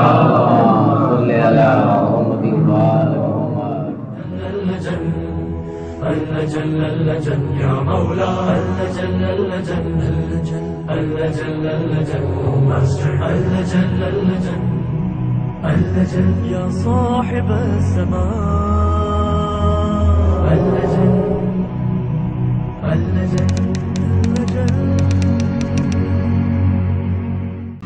بس ان میں اس مال کی وجہ سے میں خرابیاں پیدا کرتا ہوں، تو بھی کوئی پرواہ نہیں رہی شیطان کو. اسے معلوم تھا کہ میں ایسا حب دنیا کے اندر لوگوں کو گرفتار کروں گا. ایک مرد دانا کا قول لکھا گیا ہے مختلف کتابوں میں کہ دنیا اصل میں شیطان کی ایک دکان ہے جس سے تمہیں کوئی چیز خریدنی نہیں چاہیے، ورنہ شیطان تمہیں اپنا گاہک سمجھ کر تمہارا پیچھا ہی کہاں چھوڑے گا. معلوم چل جائے کسی دکاندار کو کہ یہ خرید سکتا ہے اور اس کا شوق پایا جاتا ہے تو دیکھا کیسا پیچھا کرے گا کہ ہر صورت میں آپ تک اچھا سیلز مین ہوگا تو آپ کو خریدوا کر ہی ملے گا. اچھا اس کے بعد مولا کائنات مولا متقیان علی ابن ابی طالب علیہ السلام روایت میں کہ ایک مرتبہ درہم اور دینار کو اپنے ہاتھ پر لے کر مولا نے رکھا اور اس کو مخاطب کر کے کہا کہ تو وہ چیز ہے کہ جب تک میرے ہاتھ سے باہر نہیں ہو جاتی مجھ کو فائدہ نہیں پہنچا سکتی. آپ خود دیکھیں کہ انسان فقط اس کے پاس مال و دولت اگر زیادہ ہے تو اس کو صرف دیکھ سکتا ہے، فائدہ اس کو اسی وقت ملے گا جب اس کے ہاتھ سے دور ہوگا. چاہے دنیاوی فائدہ وہ حاصل کرے چاہے وہ اخروی فائدہ حاصل کرنا چاہے، جب تک اس کے ہاتھ میں رہے گا اسے کوئی فائدہ نہیں پہنچا سکتا. ایسی چیزیں جس میں مفارقت ضروری ہے فائدہ پہنچانے کے. عبداللہ ابن مسعود ایک صحابی رسول ہیں، ان کا قول بھی علماء نے کتابوں میں نقل کیا ہے کہ ہر شخص صبح کو مہمان اور اس کا مال اس کے ہاتھ میں امانت ہے. مہمان کو بہرحال جانا ہے، امانت کو ہر صورت میں ادا کرنا ہے. ہر شخص مہمان. اور واقعی اگر یہ دماغ میں واجب نہیں ہے بلکہ اگر اس نے کچھ اس مقام کا وہ نہیں تھا اور اس نے اس طرح سے حب دنیا کو نکالنے کی کوشش کی تو ہو سکتا ہے مختلف حرام کاموں میں وہ مبتلا ہو جائے. بہرحال اچھا اس جو ہم نے اس کے اوپر ایک رسالہ بھی یعنی تحریر کے اندر آ چکا ہے، اس کے اندر اسی انداز کو اختیار کیا ہے جو ہم نے اپنی رسالے ام الابراز کے اندر اختیار کیا ہے. یعنی وہی پہلے تو اس کی کچھ مذمت ہے، حب دنیا یعنی خود دنیا کیا چیز ہے، اس کون سی دنیا مذموم ہے اور کون سی دنیا ممدوح ہے، یعنی کون سی ایسی دنیا بھی ہے کہ جس کی بہت زیادہ تعریف کی گئی. حد اعتدال والا نظریہ کون سا ہے کہ ان دونوں کو جب جمع کریں گے آپ اعتدال والا نظریہ کیا ملے گا، اس کی علامتیں کیا ہیں حب دنیا کی، اس کے علاج کے طریقے کیا ہیں. تو اب میں جو کچھ لکھا ہے آپ کے سامنے اور علماء نے جو اپنی کتابوں میں لکھا ہے میں تھوڑا تھوڑا اس کو پڑھتا جاتا ہوں تاکہ آپ کے سامنے اس چیز کی وضاحت آتی رہے. کچھ علماء نے لکھا ہے کہ ایک مرد عارف نے دنیا کو خواب میں دیکھا. اچھا یہ بڑی حکایتوں کے اندر ہے. کبھی کبھار دنیا مجسم ہو کر مولا کائنات کے سامنے آئی, کبھی دنیا مجسم ہو کر جناب رسول خدا کے سامنے آئی.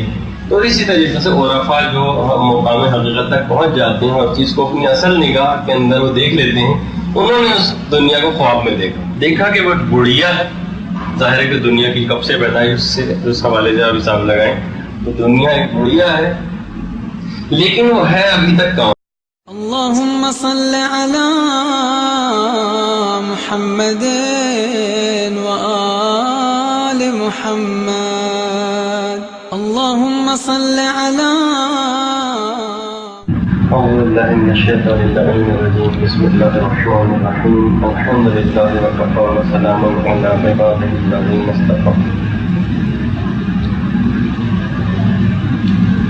پچھلی مرتبہ ہم نے ام الامراض جو تمام گناہوں کی جڑ تھی اس موضوع پر گفتگو کی تھی, اور آج اس ام الامراض کی جو جڑ ہے حب دنیا اس پر گفتگو کرنا.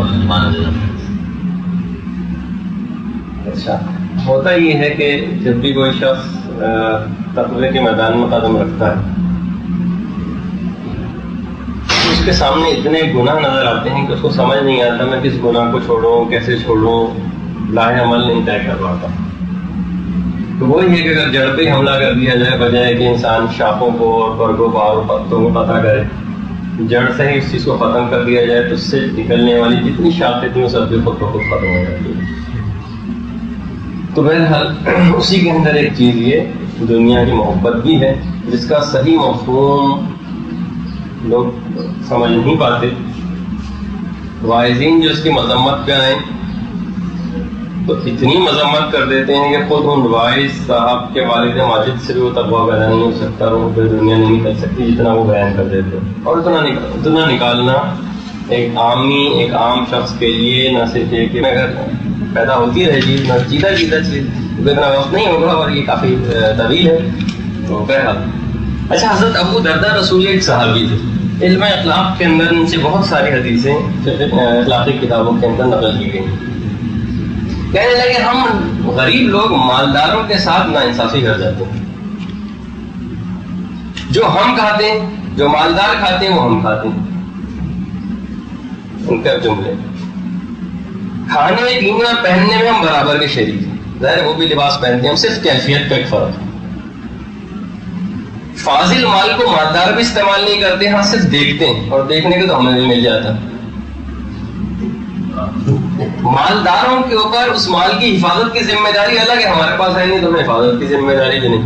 قیامت کے دن ان سے تمام مال کا حساب لیا جائے گا, مجھ سے بھی بری الزمہ ہے آپ مالداروں کو خامخواہ ناحق برا کہتے ہیں.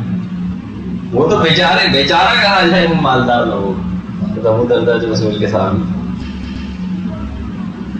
تفسیر رول بیان ہماری ایک بڑی مشہور تفسیر ہے, اس میں واقعہ نقل کیا گیا. ایک بادشاہ کو نہایت قیمتی موتی تحفے میں ملا. اچھا, بادشاہ نے اپنے وزیر کو دکھایا. وزیر آپ پوچھا کہ تمہاری اس موتی کے متعلق رائے کیا ہے؟ وزیر نے کہا بادشاہ سلامت, آپ کچھ بھی کہیں لاکھ قیمتی موتی سے ہی آپ کے قابل نہیں ہوئی. بادشاہ نے کہا جی فضا قسم کا وزیر ہے, اتنا قیمتی موتی اور اس کو کوئی ہو نہیں. اب ٹھیک ہے, ایک آدمی کو اس نے موتی دیا, کہا کہ اس کو تم اپنے پاس حفاظت سے رکھو, جب میں منگاؤں تو میرے پاس لے کر آنا. وہ شخص, اچھا یہ ایک اس کے اندر ایک دلچسپ پہلو تھا. انہوں نے اس دنیا سے سوال کیا کہ تو اتنی عمر تیری ہو چکی ہے, تیرے کتنے خصم دنیا کے اندر پیدا ہوئے اور تیرے پاس آئے, تو کیا وجہ ہے کہ تو ابھی تک کما رہی. تو اس دنیا نے کہا اصل بات یہ ہے کہ جو مرد تھے انہوں نے مجھے منہ نہیں لگایا, اور جو میرے عاشق تھے وہ نامرد تھے انہوں نے میں نے منہ نہیں لگایا. نتیجہ یہ ہوا کہ میں ابھی تک کما رہی. اس سے اندازہ ہے کہ وہ جو امام خمینی کتابوں میں پڑھتے ہیں, آیت اللہ مظاہری کتابوں میں پڑھتے ہیں کہ جنت میں مومن پہنچ جائیں گے اور التفات تک نہ کریں گے اور حوریں شکایت کرتی رہیں گی. وہ ان قسم کے جو مرد تھے وہ اس کو منہ نہیں لگاتے, اور جو اس کے عاشق تھے وہ سب کے سب نامرد تھے, انہیں پھر دنیا منہ نہیں لگاتی. تو بہرحال اس کے اندر ایک پہلی ایک آیت لکھی. پھر کچھ علماء نے لکھا ہے کہ جب حضرت خاتم الانبیاء صلی اللہ علیہ وسلم مبعوث ہوئے تو شیطان کا پورا لشکر شیطان کے پاس جمع ہو گیا. اور روایت کے اندر کیا ہے میں آپ کو سناتا ہوں. اور کہنے لگا خدا نے ایک پیغمبر کو بھیجا اور اس کی ایک امت بھی قرار دی گئی. شیطان سے کہا اس کے لشکر نے. ابلیس نے کہا اپنے لشکر سے پوچھا کیا اس کی امت دنیا کو دوست رکھے گی؟ انہوں نے کہا ہاں. اس وقت ابلیس نے کہا مجھے کوئی پرواہ نہیں، وہ بت پرستی نہیں کرتے نہ کریں. میں رات دن ان کو ایسے مشغلے میں لگاؤں گا کہ وہ مال خلاف حق حاصل کر کے بیجا طور پر صرف کریں گے اور حقدار کو اس کا حق نہ دیں گے.